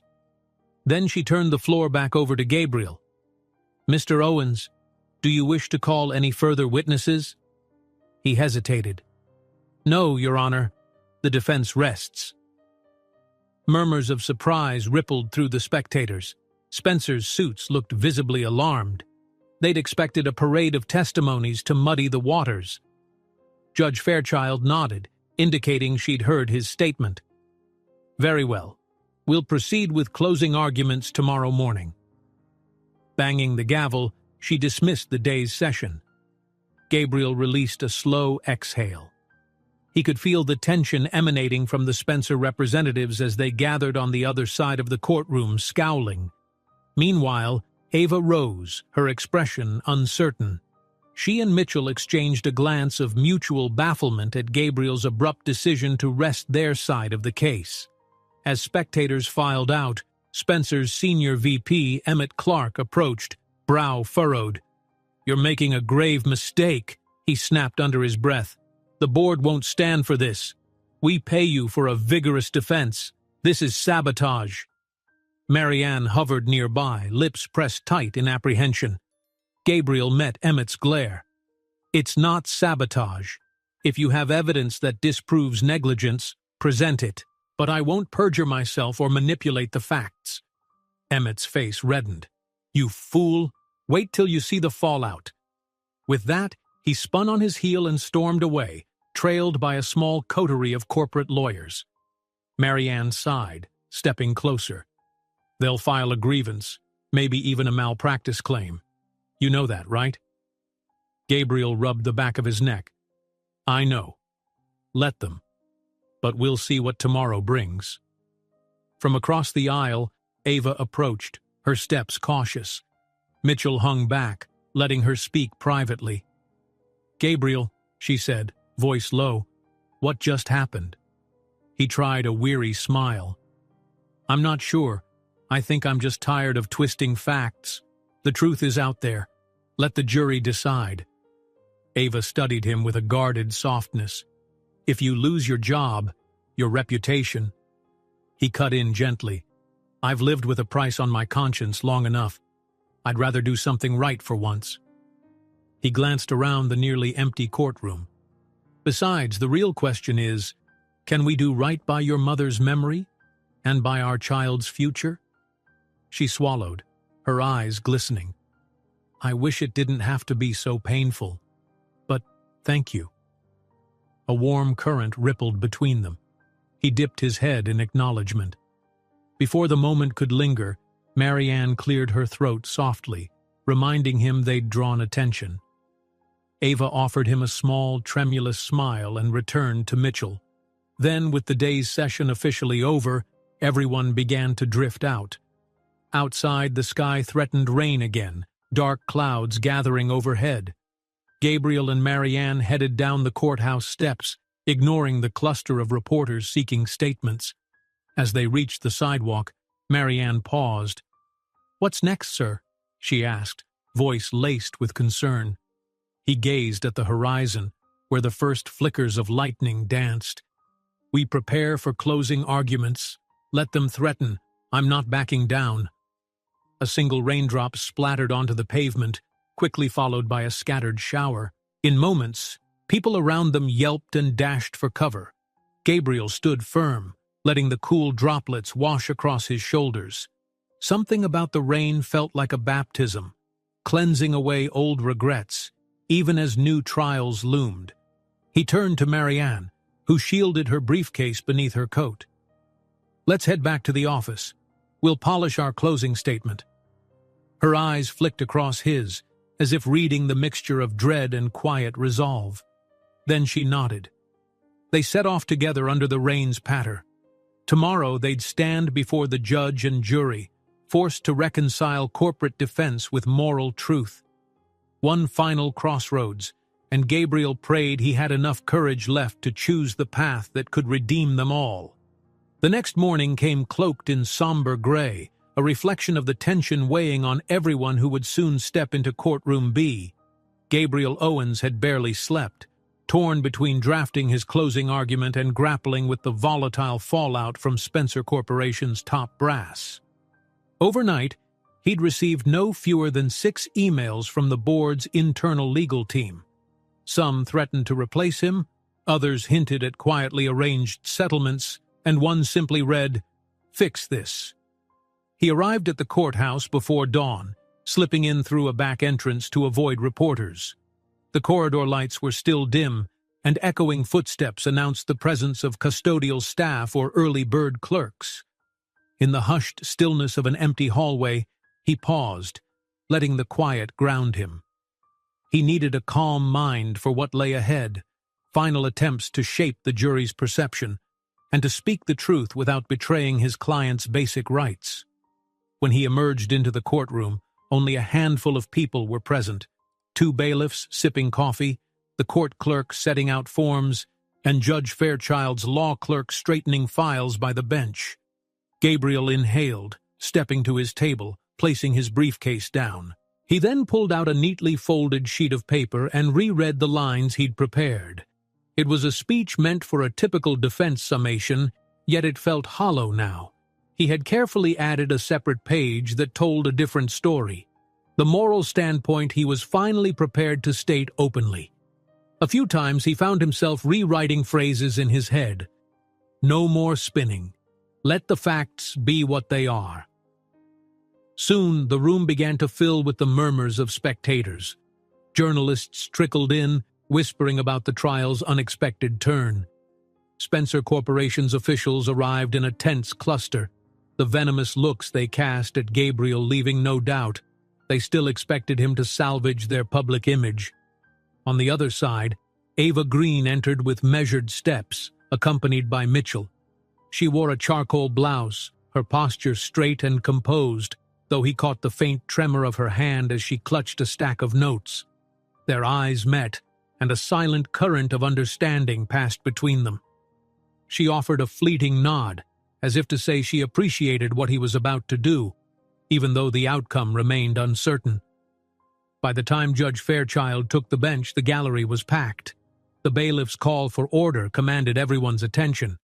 Then the judge surveyed the room, lips pressed in a thin line. "Are we ready for closing arguments?" she asked. Mitchell Dwyer stood, adjusting his tie. "Yes, Your Honor." Gabriel rose as well. "We are, Your Honor." With that, Judge Fairchild turned to the jury, her demeanor solemn. "Ladies and gentlemen, we will hear from both sides, summarizing the evidence and viewpoints. You have seen the documents, heard the testimonies. It is your role to weigh these carefully." She gestured to Mitchell. "Plaintiff will go first." Clearing his throat, Mitchell moved toward the jury box. A subdued hush fell over the courtroom. "Your Honor, members of the jury," he began, "you have listened to heartbreaking testimony about how corners were cut, budgets were trimmed, and lives were ultimately placed at risk, all in service of maximizing corporate profit. Ava Green's mother was not just a name on a paycheck or a statistic in a medical chart. She was a living, breathing person, stolen from her daughter by negligence disguised as financial prudence." He displayed a photo of Ava's mother projected on a small screen. "Look at her face. She represents countless others who clocked in day after day believing they worked under responsible conditions. The corporation had warnings, memos, and expert reports urging them to fix the problem. And while they deflected, real people inhaled toxic air, causing irreparable harm." His voice grew steadier, more impassioned. "Members of the jury, this is not just about one tragedy. It's about ensuring that these dangerous choices do not continue, that accountability matters, and that no more families lose someone they love because a profit margin was deemed more important than a person's life." Then Mitchell concluded softly, "On behalf of Ms. Green, and in memory of her mother, I ask you to consider the evidence showing clear negligence. We implore you to return a verdict that sends a message. Lives are priceless. Thank you." He moved back to the plaintiff's table, gently placing a comforting hand on Ava's shoulder. An undercurrent of sympathy spread through the courtroom, reinforced by the emotional clarity of his words. Judge Fairchild shifted her attention to Gabriel. "Mr. Owens, you may proceed with the defense's closing argument." A hush that felt absolute fell on the room. All eyes turned to him. The jury, the spectators, the corporate execs who expected him to do his job and crush the plaintiff's case. Even Ava watched, uncertain. Gabriel stepped forward. In that moment, a peculiar calm spread through him, as though every nerve had steadied for this singular purpose. He began quietly, letting the tension build. "Your Honor, ladies and gentlemen of the jury, I stand here as counsel for Spencer Corporation. You've heard the evidence, and your role is to determine whether the actions or inactions of my client directly caused the tragic death of Ms. Green's mother." He paused, scanning the faces before him. "Typically, I would stand here and argue vigorously that there were other causes, that the link is unproven. I would highlight corporate compliance efforts and question the extent of the exposure. But after weeks of testimony, after cross-examining each witness, I must acknowledge the inescapable truth. The corporation's decisions prolonged unsafe conditions. Their cost-benefit approach placed finances over precaution, and for that, people suffered. A shocked ripple coursed through the gallery. One of Spencer's executives half rose from his seat only to slump back down as murmurs of surprise spread. Gabriel heard a couple of audible gasps. Even Mitchell looked taken aback, not expecting such a frank admission. Gabriel pressed on, voice low but resolute. I have spent my career navigating the law to shield corporations from liability, but in doing so, I lost sight of the human cost that can accompany those legal strategies. Ms. Green's mother and possibly others have paid that cost. You've seen the memos. You know that warnings were dismissed in favor of saving money and managing regulatory risk. I cannot deny it without lying. A hush deepened, like the calm before a storm. Eyes darted between Gabriel and the row of stunned executives. He could practically feel the threat in their glares, the unspoken promise of retribution for this betrayal. Yet he refused to falter. He gripped the podium, knuckles whitening. I will not pretend the plaintiff's mother's illness was entirely straightforward. Health conditions can be complex. Yet the crucial point is that, had the recommended upgrades been implemented sooner, had Spencer Corporation heeded medical concerns, there's a strong chance Ms. Green's mother could have avoided or at least mitigated her fatal condition. We can't say that with absolute certainty, but we can say that corporate inaction stacked the deck against her. He caught Ava's gaze. Her eyes brimmed with raw emotion. In them he saw gratitude but also sadness, recalling all they'd lost. He swallowed. The law's purpose is to ensure accountability. So, members of the jury, while you must weigh the evidence dispassionately, I ask you to remember there are lives behind these documents.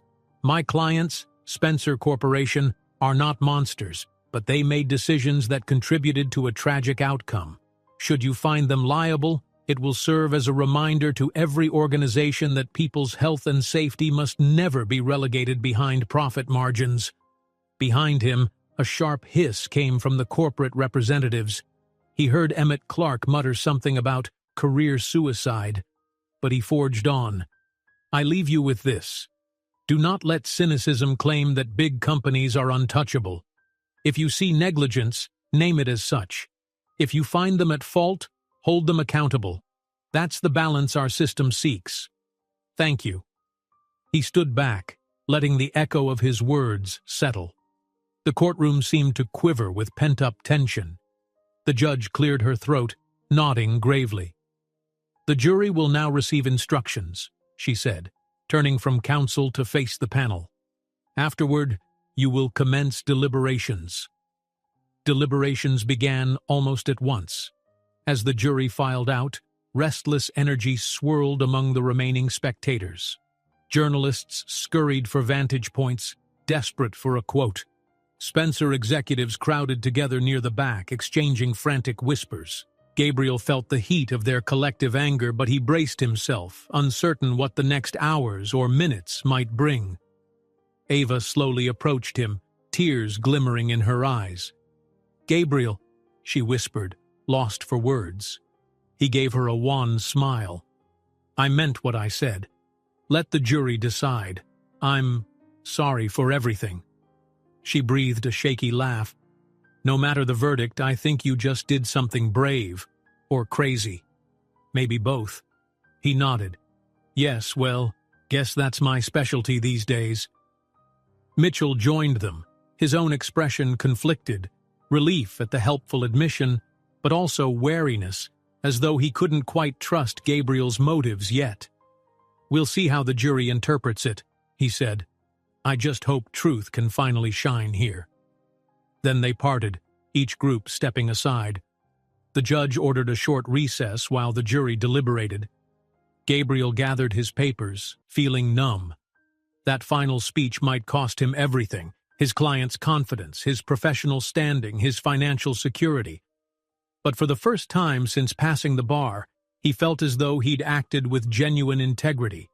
He retreated to a hallway corner, ignoring the dull roar of press and onlookers. Marianne followed, anxiety etched on her face. "Sir, are you okay?" "More or less," he replied, voice tight. "I meant every word in there, but I won't pretend not to be terrified. The board will likely file claims against me for professional misconduct." She sighed. "Maybe, but they'll have a tough time arguing that telling the truth violates legal ethics." Before Gabriel could reply, his phone buzzed. A message from an unknown number. He unlocked the screen to find a single line. "You've sealed your fate. We won't forget." A cold shiver ran down his spine. He showed Marianne, who pressed her lips together in alarm. "They're not bluffing. We should be careful." He pocketed the phone, forcing himself to keep calm. "Let them come. Right now, I only care about the jury's decision." Back inside the courtroom, hushes of speculation rose to fill the vacuum of waiting. The minutes dragged by like hours. Emmett Clark paced near the back row, occasionally shooting Gabriel a baleful look. Ava sat with her hands folded protectively over her abdomen, leaning her head toward Mitchell's whispered reassurances. At last, after what felt like an eternity, the bailiff announced the jury had reached a verdict. Everyone scrambled back into place, tension flaring like an electrical storm. Gabriel braced himself, heartbeat thunderous, as the judge gestured for the foreperson to stand. In the hush, the foreperson, a middle-aged woman with glasses perched on the tip of her nose, read from a slip of paper, voice trembling. "We, the jury, find Spencer Corporation liable for negligence resulting in the wrongful death of Ms. Green's mother." A collective gasp rippled through the gallery. Ava pressed a hand to her mouth, tears sliding down her cheeks. Mitchell slumped in relief. Across the aisle, outraged mutters escaped the cluster of corporate officials, and Emmett slumped in disgust. Gabriel's shoulders sagged with a swirling mix of guilt and relief. The foreperson continued, "We further award compensatory damages to Ms. Green, and we recommend punitive damages subject to the court's review." Judge Fairchild nodded, her expression grave. "So recorded. Thank you, members of the jury, for your service. Court is adjourned." She banged the gavel. Chaos erupted. Reporters rushed forward, cameras flashed, and emotional voices clamored in the cramped space. Spencer's executives shouted heatedly, some storming out. In the melee, Ava caught Gabriel's eye, tears flowing freely. She mouthed a silent, "Thank you." He couldn't speak, only nodded, a knot tightening in his throat. He knew this verdict was no panacea for Ava's grief, nor did it fully absolve him of his past complicity. But perhaps it was the first real step in healing, an acknowledgement that her mother's life mattered. Outside the commotion, Emmett Clark strode up one last time, voice dripping with venom. "You'll never work in this town again, Owens," he sneered. "Mark my words." Gabriel mustered a weary half-smile. "You're probably right," he said softly, "but I'll manage to sleep at night." With that, Clark spun on his heel and disappeared into the throng of scowling corporate lawyers. Gabriel let out a shaky exhale. Marianne placed a reassuring hand on his shoulder, but he felt a tangle of pride, regret, and budding hope coiled within. He gathered his papers, ignoring the frenzy of reporters. The fight for personal redemption and the future of the child he and Ava shared was only beginning. Yet, in that moment, a calm certainty replaced the old fear. He had made his choice. For once, he had sided with the truth instead of twisting it. And no matter what the corporate world did to him, he found he could live with that. A tense hush clung to the corridors of the courthouse as the crowd dispersed. Gabriel Owens let out a slow breath, lingering near the double doors that led to courtroom B. Typically, after a major verdict, he would pack his briefcase and stride away, ready to jump into a black car waiting to whisk him to the next corporate engagement. Now, he felt strangely unmoored. He'd just watched his client, Spencer Corporation, get found liable for negligence, resulting in the wrongful death of Ava Green's mother. But it wasn't just a professional loss. It was personal, steeped in years of self-reproach. Gazing down at his worn trial notes, He realized it might be the last time he'd stand as defense counsel for a major corporation, at least in the city's high-stakes circles. Beyond the courthouse entrance, a flurry of reporters and cameras swarmed the front steps, hungry for statements from either side. Gabriel could see them through the glass doors, jockeying for position. He tightened his grip on his leather case, considering the possibility of sneaking out the back exit.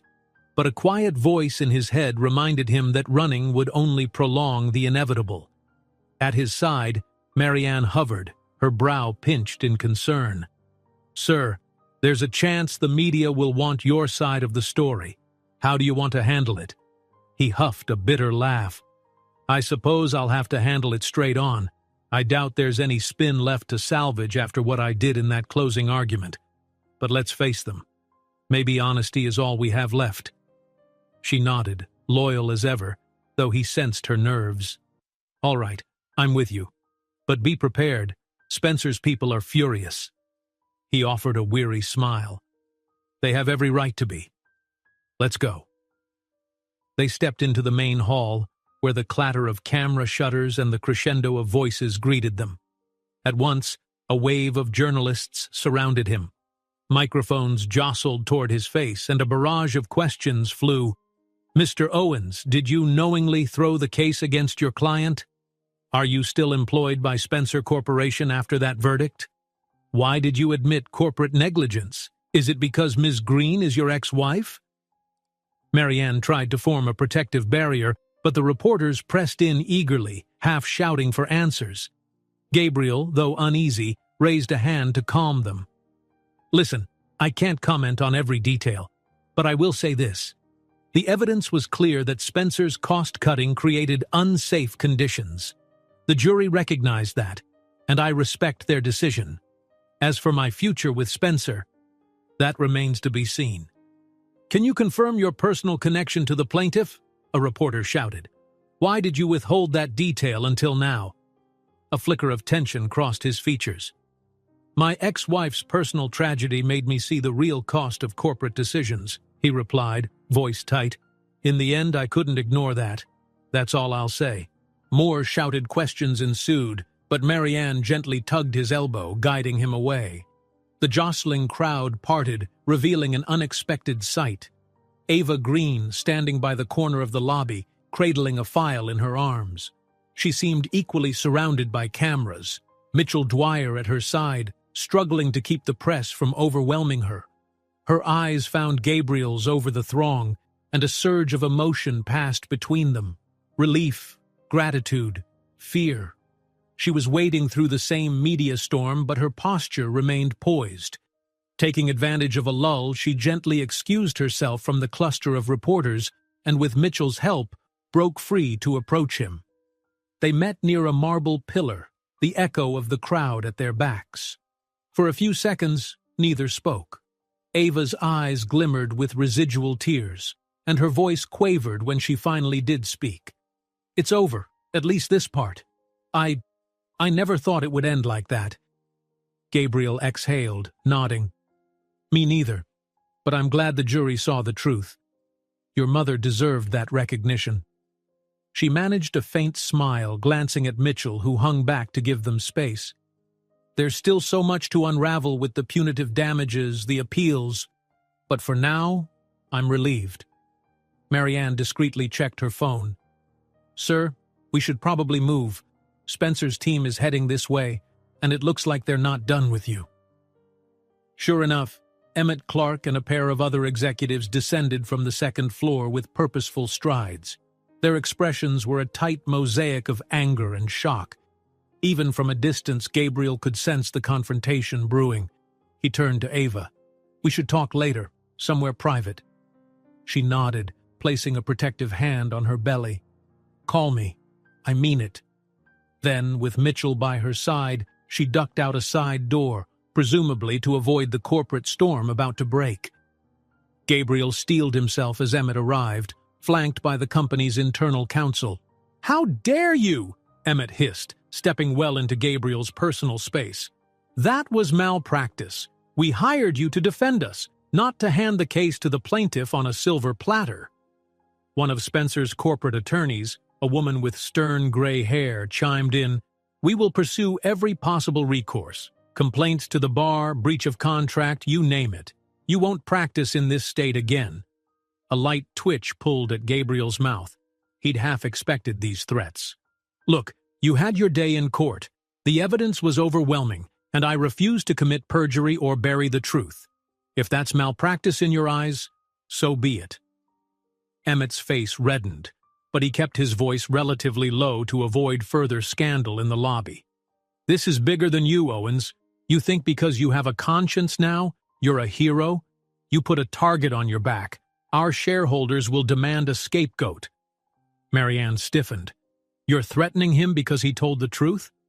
The female attorney's lips curled in a sneer. "Is that what he calls it?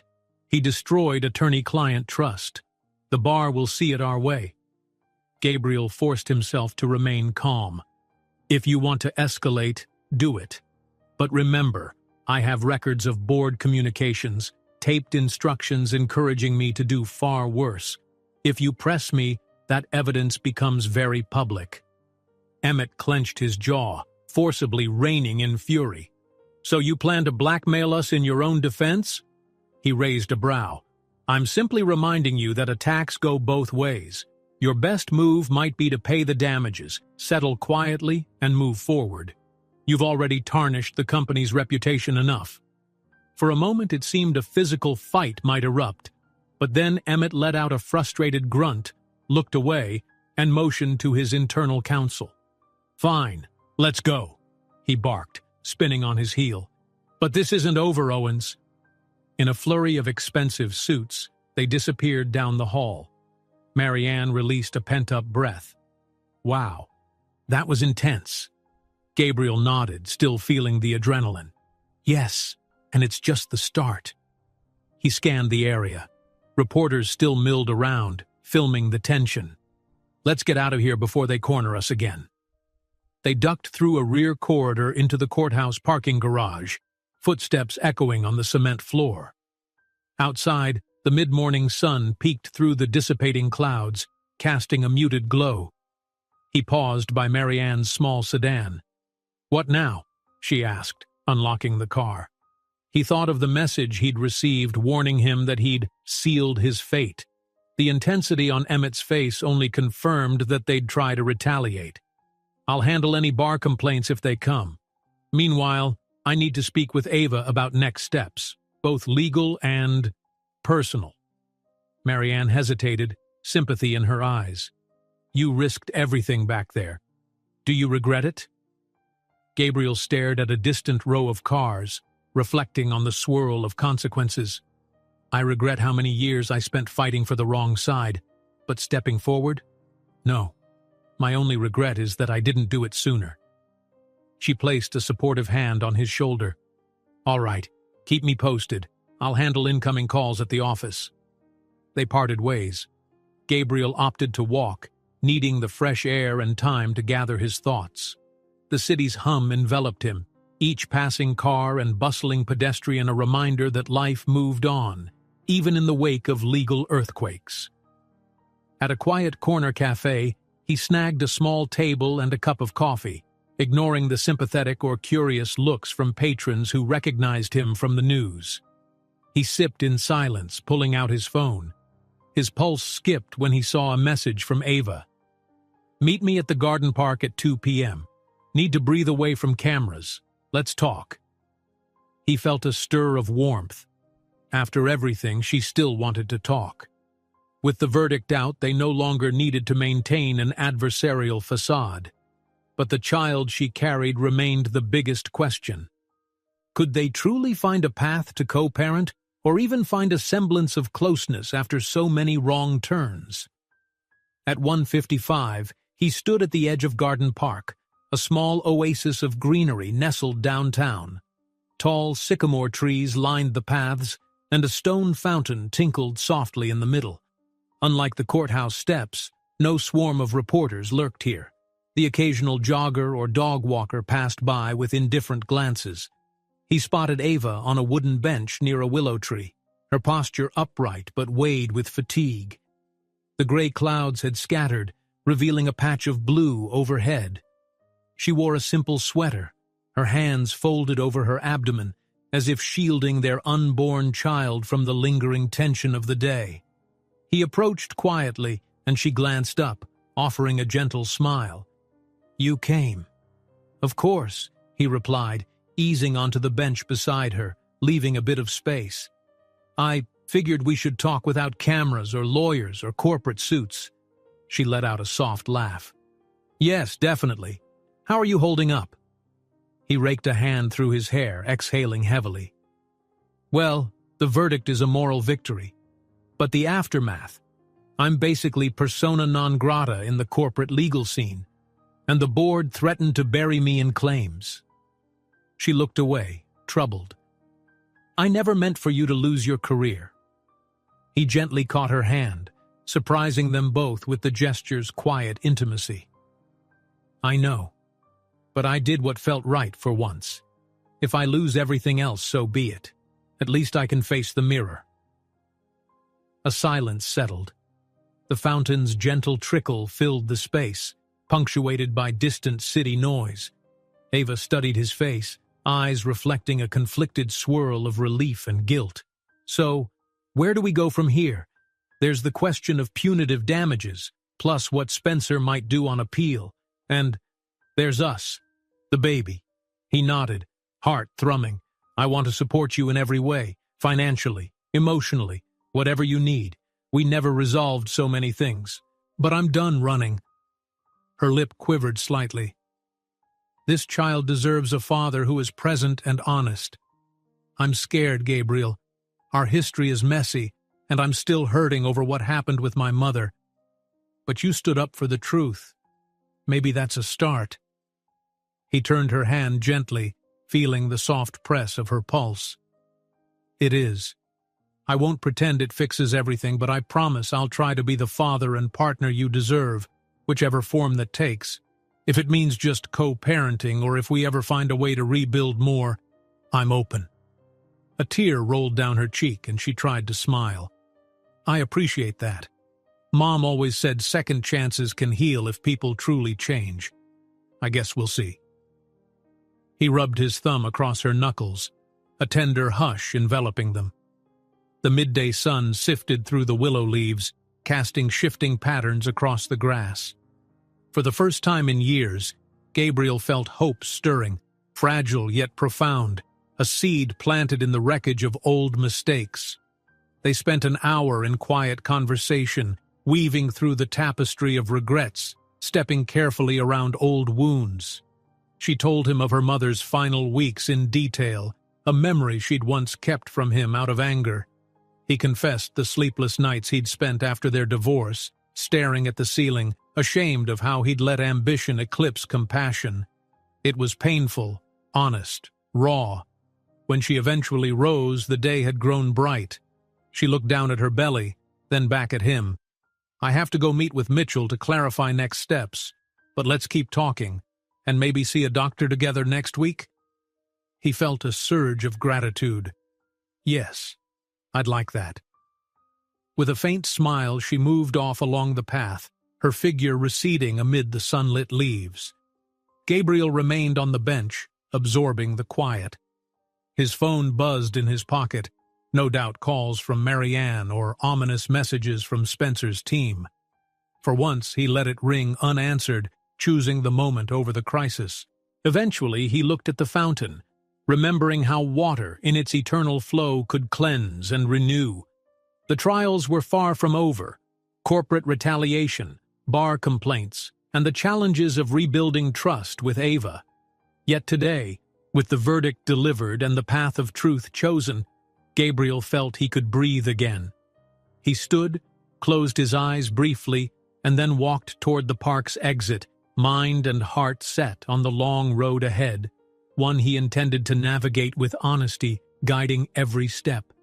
A crisp morning breeze swept through the downtown skyline, rustling the leaves that clung to early autumn branches. Nearly a week had passed since the jury delivered its verdict against Spencer Corporation. In that short time, Gabriel Owens found himself thrust into a whirlwind of repercussions he'd both anticipated and dreaded. The board's threats had proven far from hollow. Formal bar complaints were filed. Rumors circulated that powerful partners in other firms were distancing themselves from him. Even some old colleagues refused to return his calls. Despite it all, Gabriel carried a surprising sense of calm. He understood that telling the truth in court came with a cost. And though that price was steep, he felt lighter than he had in years, unburdened from the moral knots of his past. Early this morning he'd woken in his modest apartment, no longer the sleek high-rise penthouse he once flaunted, made himself a basic breakfast, and prepared for the day's agenda. First on that list, a scheduled meeting with his longtime associate, Marianne, in the small rented office they now shared after departing from his former firm under tense circumstances. He stepped onto the sidewalk, letting the crisp air fill his lungs. Dawn cast soft light across tall buildings, and the hum of traffic was punctuated by the beep of crosswalk signals. He walked with purposeful strides, passing the vacant corner lot where a new corporate tower was rumored to rise, another testament to the city's relentless pace. Yet for Gabriel, the city felt different now, as though he stood on the outside looking in. When he arrived at the modest office suite, he found Marianne inside, pouring coffee into two mismatched mugs. The space was spare, 2 desks, a couple of bookshelves, a lone potted plant by the window. Still, it was private and functional, a place to regroup and figure out what came next. Marianne greeted him with a solemn nod. "Morning, sir. I've been going through the messages again." Gabriel offered a small grin. "No need for sir, Marianne. We're partners for all intents and purposes." She shrugged, handing him a mug. "Habit, I guess. Anyway, there's a letter from the Bar Association's disciplinary committee. They've scheduled a preliminary hearing about the complaint Spencer filed against you." He took the envelope she held out. The official seal stared back like a caution light. "That was fast," he muttered, heart squeezing. "I expected they'd want to move quickly with all the pressure from corporate interests." "They're claiming you violated the duty of loyalty to your client," Marianne explained softly. "But you have plenty of evidence that you were just following the ethics rules, upholding honesty in the face of wrongdoing. I'm sure we can build a defense." Gabriel set the letter aside, forcing a steady breath. "We will. I'm not going to back down. If the truth was uncomfortable for Spencer, that's on them, not me. I still have every email thread and directive they gave me encouraging half-truths and obfuscation." Marianne glanced at the clock. "We should also keep in mind the meeting with Ms. Green's counsel in an hour. They want to finalize some details about the damages, plus discuss the corporation's possible appeal." A faint spark of warmth flickered at the mention of Ava. "Right. I appreciate that Mitchell is looping me in. Ava, too. She's hoping to avoid a drawn-out fight." Marianne eyed him curiously, a gentle smile tugging at her lips. "How are things with Ms. Green?" He sipped his coffee to buy a moment. "We're taking it day by day. She's still cautious, which I understand. But we've talked about the baby, and she let me accompany her to the obstetrician yesterday." Marianne's smile deepened. "That's wonderful. How did it go?" He thought of the small exam room with pastel walls, the rhythmic echo of the fetal heartbeat on the monitor, a sound that had stirred a wave of awe and protectiveness inside him. "Hearing that heartbeat changed everything," he admitted, voice soft. "For years I poured myself into winning cases and impressing clients. Now all I can think about is being present for that child." She reached out, touching his shoulder in support. "You'll be a good father, Gabriel. I can see it." He swallowed hard, nodding. "I hope so. Let's get ready for that call with Mitchell." An hour later, Mitchell's voice crackled through the speakerphone in their sparse office. "Good morning, Gabriel, Marianne. Thanks for taking the time." Marianne glanced at Gabriel, who pressed the speaker button. "Go ahead, Mitchell. What's the latest on the post-verdict situation?" A rustling of papers on Mitchell's end. "So far, Spencer Corporation's external counsel has signaled they plan to appeal the verdict, but it's not official yet. They're also fighting the punitive damages portion, claiming the jury's emotional response overrode reason. But given the public attention, I suspect they might try to settle behind closed doors if the numbers get too high.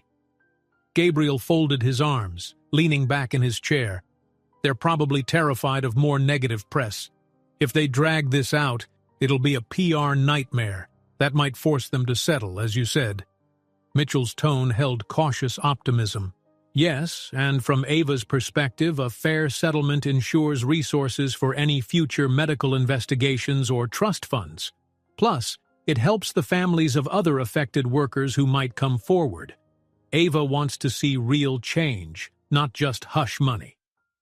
Gabriel felt a stir of admiration. She'd told him as much. Her priority was accountability, not a simple payoff. Well, I'll do whatever I can to facilitate an agreement that enacts safety reforms. I still have some leverage, ironically, from inside knowledge. Thanks, Gabriel, Mitchell replied. Anyway, I'll keep you updated. We have a follow-up meeting with the judge next week to confirm final damages. Let's stay in touch. The call ended with polite farewells, and Marianne hung up.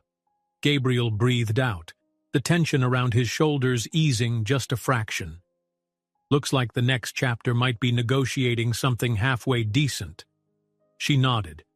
And for you, it also means dealing with that bar hearing soon.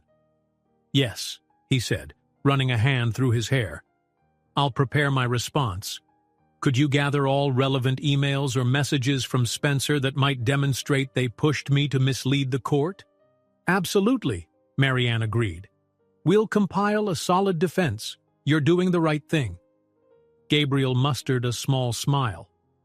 I try to remember that when the doubt creeps in. Late afternoon found him driving to a quiet residential neighborhood where Ava now lived. Lined with oaks and maples, the street boasted neat single-family homes and well-tended lawns. Kids played on the sidewalk, chasing a red ball.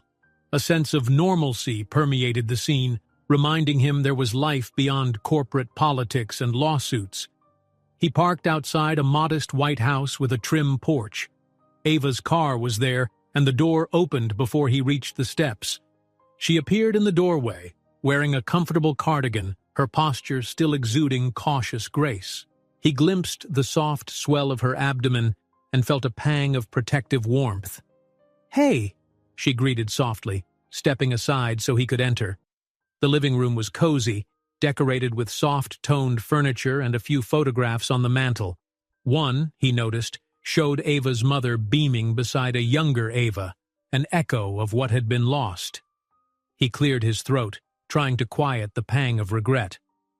"Hope I'm not too early." "Not at all," she reassured him. "I'm just making some tea. Want a cup?" He nodded. "Sure, that would be nice." While she poured hot water over tea bags, they discussed the day's developments. Ava sighed. "I heard from Mitchell about the appeal rumors. It's draining to think about more legal drama, but maybe they'll settle if they realize dragging it out harms them more." Gabriel ran a hand along the countertop. "I'll do what I can. The company's executives are furious, but they know a public prolonged fight only worsens their image." He paused. "It's weird. I used to be the one telling them how to break a plaintiff's resolve. Now I'm actively hoping they cave." She glanced over her shoulder, a thoughtful glint in her eyes. "People can change, given the right reason." His gaze dropped to her belly. "I think I found mine," he murmured. She set 2 steaming mugs on the small kitchen table, then gestured for him to sit. He slid into a chair, exhaling softly. A warm aroma of chamomile filled the room. Outside, the sun dipped lower, casting long shadows across the yard. They sipped in quiet companionship for a moment before Ava spoke. "Gabriel, about the baby. I've been thinking about living arrangements. It's too soon to rush anything, but I also don't want you shut out of your child's life." He met her eyes, a flicker of uncertainty crossing his own. "I don't want to pressure you or cause stress. but I am looking for a place closer to here so I can be around for appointments or if you need anything. Is that okay? Relief curved her lips into a small smile. Yes, that's good. I want the baby to know its father. We'll figure out the details, step by step. Another moment of calm stretched between them, filled with all the complexities of past and future. Then Ava gently placed her hand on top of his, bridging the space that once felt unbreachable. "Thank you," she whispered, voice thick with emotion, "for standing by the truth. It might not bring my mother back, but it means her loss matters." His throat constricted, and he gave a tight nod. "She did matter. I wish I'd realized how much sooner." They finished their tea in a hush of acceptance, neither pushing for more than the moment allowed. Outside, the sky faded to a dusty violet, stars gradually appearing. Under that endless canopy, it felt as if they were forging something new, a fragile trust built not on illusions, but on shared vulnerability. Before leaving, Gabriel paused by the door. "I'll call you tomorrow. Check in on how you're feeling?" She nodded. "I'd like that." The next few weeks would be a crucible. Bar hearings, settlement talks, the ongoing journey toward co-parenting. But as he stepped off her porch into the cool twilight, he glanced up at the sky and felt a quiet resonance. They were both under the same expanse of stars, forging paths shaped by lessons of loss and the promise of new life. For the first time in years, Gabriel Owens welcomed the unknown. Under that sky, he believed, no matter how messy, the path ahead could still lead to something good, hand in hand with a woman he once lost and a child who now gave him reason to be the man he wished he'd always been. Rain tapped softly against the window of Gabriel's modest office, a gentle percussion that set a contemplative mood. 2 weeks had slid by since the verdict against Spencer Corporation, and although legal processes churned on, appeals filed, settlements negotiated, the atmosphere felt quieter now, like the hush after a thunderstorm. The noise of corporate threats no longer rattled him as deeply. He stood by the narrow window watching droplets collect and slide in meandering paths down the glass. City lights glowed beyond, haloed by the drizzle. It was late. Most of the building had emptied hours ago, yet he remained, partly organizing documents for upcoming negotiations, partly sifting through the remnants of his old life. Stacks of old case files lined one wall, some relating to corporate deals he once championed, others referencing bar complaints he now prepared to face. At his desk, Marianne typed steadily, making last-minute revisions to a statement they planned to present at the disciplinary hearing next week. They hoped to counter Spencer's claim that Gabriel had betrayed his client by reminding the committee of an attorney's higher duty to the court and the truth. She paused, glanced over her shoulder, and spoke quietly. "Want me to recheck the references to their unethical directives, or do you think it's solid?" He turned back from the window, letting the city fade into a backdrop. "Double-check, just in case. The bar panel will want specifics. We can't be vague." Marianne nodded, resuming her work. The rhythmic clack of keys underlined the tension they both felt. This hearing could define whether Gabriel kept his license. Yet despite the looming risk, he felt a steadiness that came from no longer living in half-truths. The unspoken question burned. What would happen if they decided against him? His phone buzzed, snapping him from his thoughts. He picked it up, heart warming at the name on the screen. Ava. He answered softly, mindful of the quiet office. "Hey." Her tone carried a hopeful note. "Hi. Are you still at the office? It's getting late." He glanced at the clock. Nearly 10. "Yes, but I'm about to wrap up." A pause. "How are you?" There was a slight rustle on her end, a shift of fabric, perhaps her settling on a couch. "Doing okay. Little restless. The baby's kicking. I wanted to hear your voice before bed." He smiled, a sense of gentle wonder lighting his features. Even Marianne, typing away, noticed his expression soften. "I can come by," he offered, "if you need anything." A quiet laugh. No, it's fine. Just wanted to say hi. Maybe tomorrow, if you're free, we can grab an early lunch? Mitchell might finalize that settlement outline with Spencer. After that, I'm free. He agreed, voice hushed. That sounds perfect. I'll text you a time and place. Another rustle, then a smile he could practically hear. Good night, Gabriel. Good night, Ava. He ended the call, setting the phone aside, and noticed Marianne watching with a knowing little smile. You two sound happy, she said gently. He shrugged, feeling heat rise to his cheeks. We're figuring it out. Slowly. She deserves every bit of respect and patience I can offer. Marianne nodded approvingly. Well, I think it's wonderful. They finished their tasks in companionable silence for another half hour. Finally, files were saved, binders stacked. With the office locked up, Gabriel escorted Marianne to her car, ensuring she was safely on her way before returning to his own vehicle. Rain continued its soft patter, but he didn't mind. The gentle drizzle felt cleansing, the city's gleaming streets reminding him of how life could reflect and transform under a new perspective. Early the next morning, he met Ava for breakfast at a small cafe near her neighborhood, a cozy spot with green walls and warm lighting. He arrived first, picking a table by a window, ordering fresh tea and a croissant. When she walked in, he stood, greeting her with a careful, friendly hug.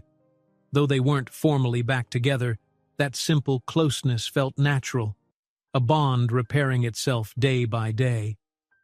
Over pastries and warm tea they shared bits of news, her planning updates for the baby's room, his preparations for the bar hearing, the slow movement of Spencer's settlement talks. The conversation flowed easily, softened by mutual acceptance of what had brought them to this point. At one lull, she glanced at him thoughtfully. You know, every time I think about that courtroom, and the moment you admitted Spencer's negligence, it still surprises me. I never expected you to stand up like that. He reached for her hand across the table, thankful she let him keep it. I'd spent so long living for myself, for big wins and high-paying clients.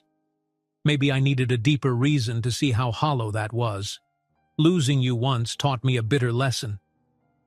Ava's eyes flickered with emotion. She squeezed his hand gently. We can't change the past, but we can choose a better present, especially with a child on the way. I want them to know their father not as a ruthless lawyer, but as someone who fights for what's right.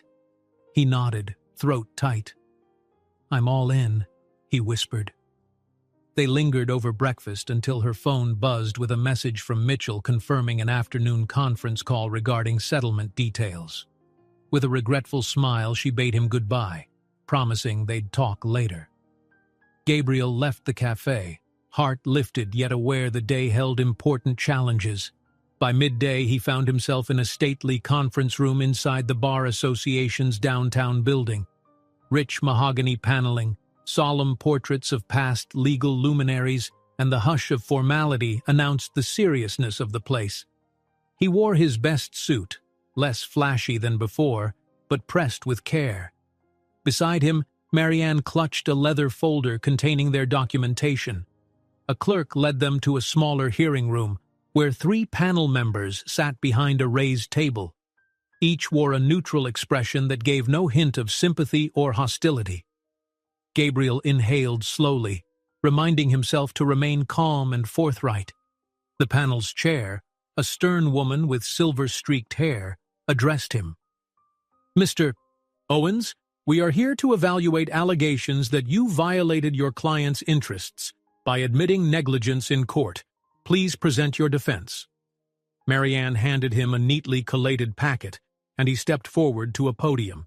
His voice was steady as he recounted the Spencer case, explaining how evidence indisputably showed hazardous conditions. He referenced emails and directives from Spencer executives, each urging him to downplay risks despite known dangers. I reached a point, he said quietly, where continuing to deny the truth in court would be a willful deception and a violation of ethical standards. My obligation as an officer of the court, and my moral duty, overrode any corporate directive to mislead. This was not a betrayal of my client, but a refusal to perpetuate wrongdoing." He paused, letting the statement resonate. "If this results in censure or punishment, I accept it. But I would not choose differently. My duty was to seek justice, not shield harmful practices." The panel conferred among themselves, flipping through the documents Marianne provided. Gabriel stood motionless, heart pounding beneath his tailored suit. For a tense half-hour, they asked pointed questions about communication with his client, what disclaimers he gave, whether he tried to withdraw from representation. He answered each carefully, emphasizing that resigning would have allowed Spencer's next lawyer to bury the truth, undermining the court's process. In the end, the panel chair leaned forward. "We will issue a formal decision in writing within a week. You are excused." Outside, Marianne exhaled in relief. "That was intense, but I think you did well. You explained your position honestly." Gabriel gave a weary nod. "Let's hope they see it that way." They left the Bar Association building under a bright sun that seemed at odds with the uncertainty in his mind. Yet he felt a quiet pride in himself for standing firm. Whatever the outcome, he hadn't lied to save face. Days later, the verdict arrived in a sealed envelope at his rented office. Marianne hovered anxiously as he slipped a letter opener through the seal. With trembling fingers, he pulled out the printed statement. "We find that Mr. Owen's admissions in court, while unusual, did not violate ethical duties. The evidence strongly supports his claim that corporate instructions conflicted with the law and moral standards. We therefore dismiss Spencer Corporation's complaint, though we caution Mr. Owens that unorthodox methods may invite scrutiny. No further action is recommended." A wave of relief cracked through him. "They dismissed it," he murmured, handing the letter to Marianne. She read it, smiling with tears in her eyes. "You're free of their charges. Congratulations." He exhaled shakily, collapsing into a chair with an unsteady laugh. "I can keep my license." Marianne patted his shoulder. "And your integrity, too." That evening in celebration, he visited Ava carrying a small bouquet of daisies. She opened the door, greeted by his grin. "I come bearing flowers and good news," he said, stepping inside. She took the daisies, eyes brightening. "You won the bar hearing?" He nodded. "They dismissed the complaint, which means I'm not disbarred." An emotional thrill lit her face. She set the flowers in a vase, then turned and, before either could rethink it, wrapped her arms around him. He inhaled the light scent of her hair, arms folding gently around her. The embrace lingered, an unspoken acknowledgement of how far they'd come and what might still lie ahead. They settled in her living room, sipping tea while he filled her in. She listened, a hand occasionally resting on her growing belly, the reminder of their mutual future. "So," she ventured softly, "does this mean you'll still practice law?" He shrugged. "In some capacity, yes, but not like before. No big corporate defense. I've had enough of that world." A small, hopeful smile touched his lips. "Maybe I'll work on the plaintiff's side, helping people who are up against Goliaths. There's satisfaction in that."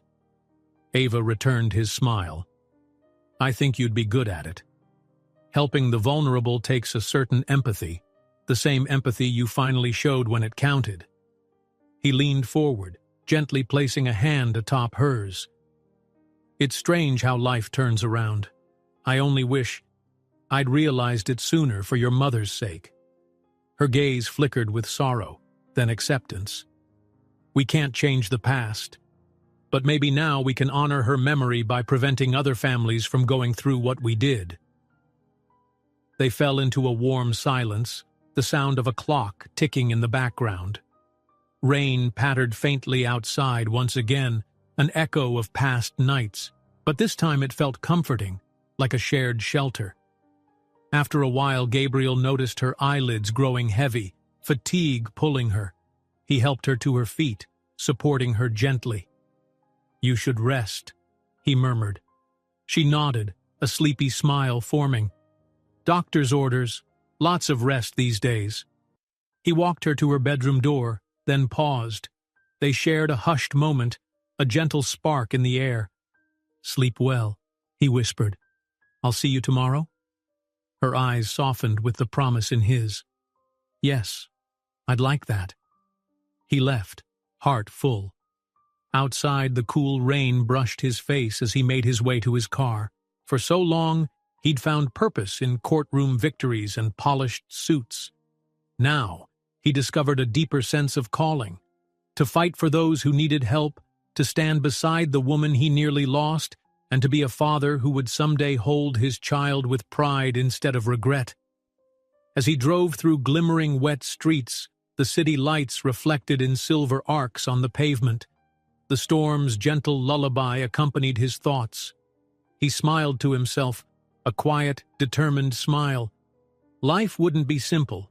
The fights ahead, both legal and personal, would be real, but he welcomed them, because through love and truth, he finally had something worth fighting for. If you enjoyed this story, don't miss the next one. Just click on the screen.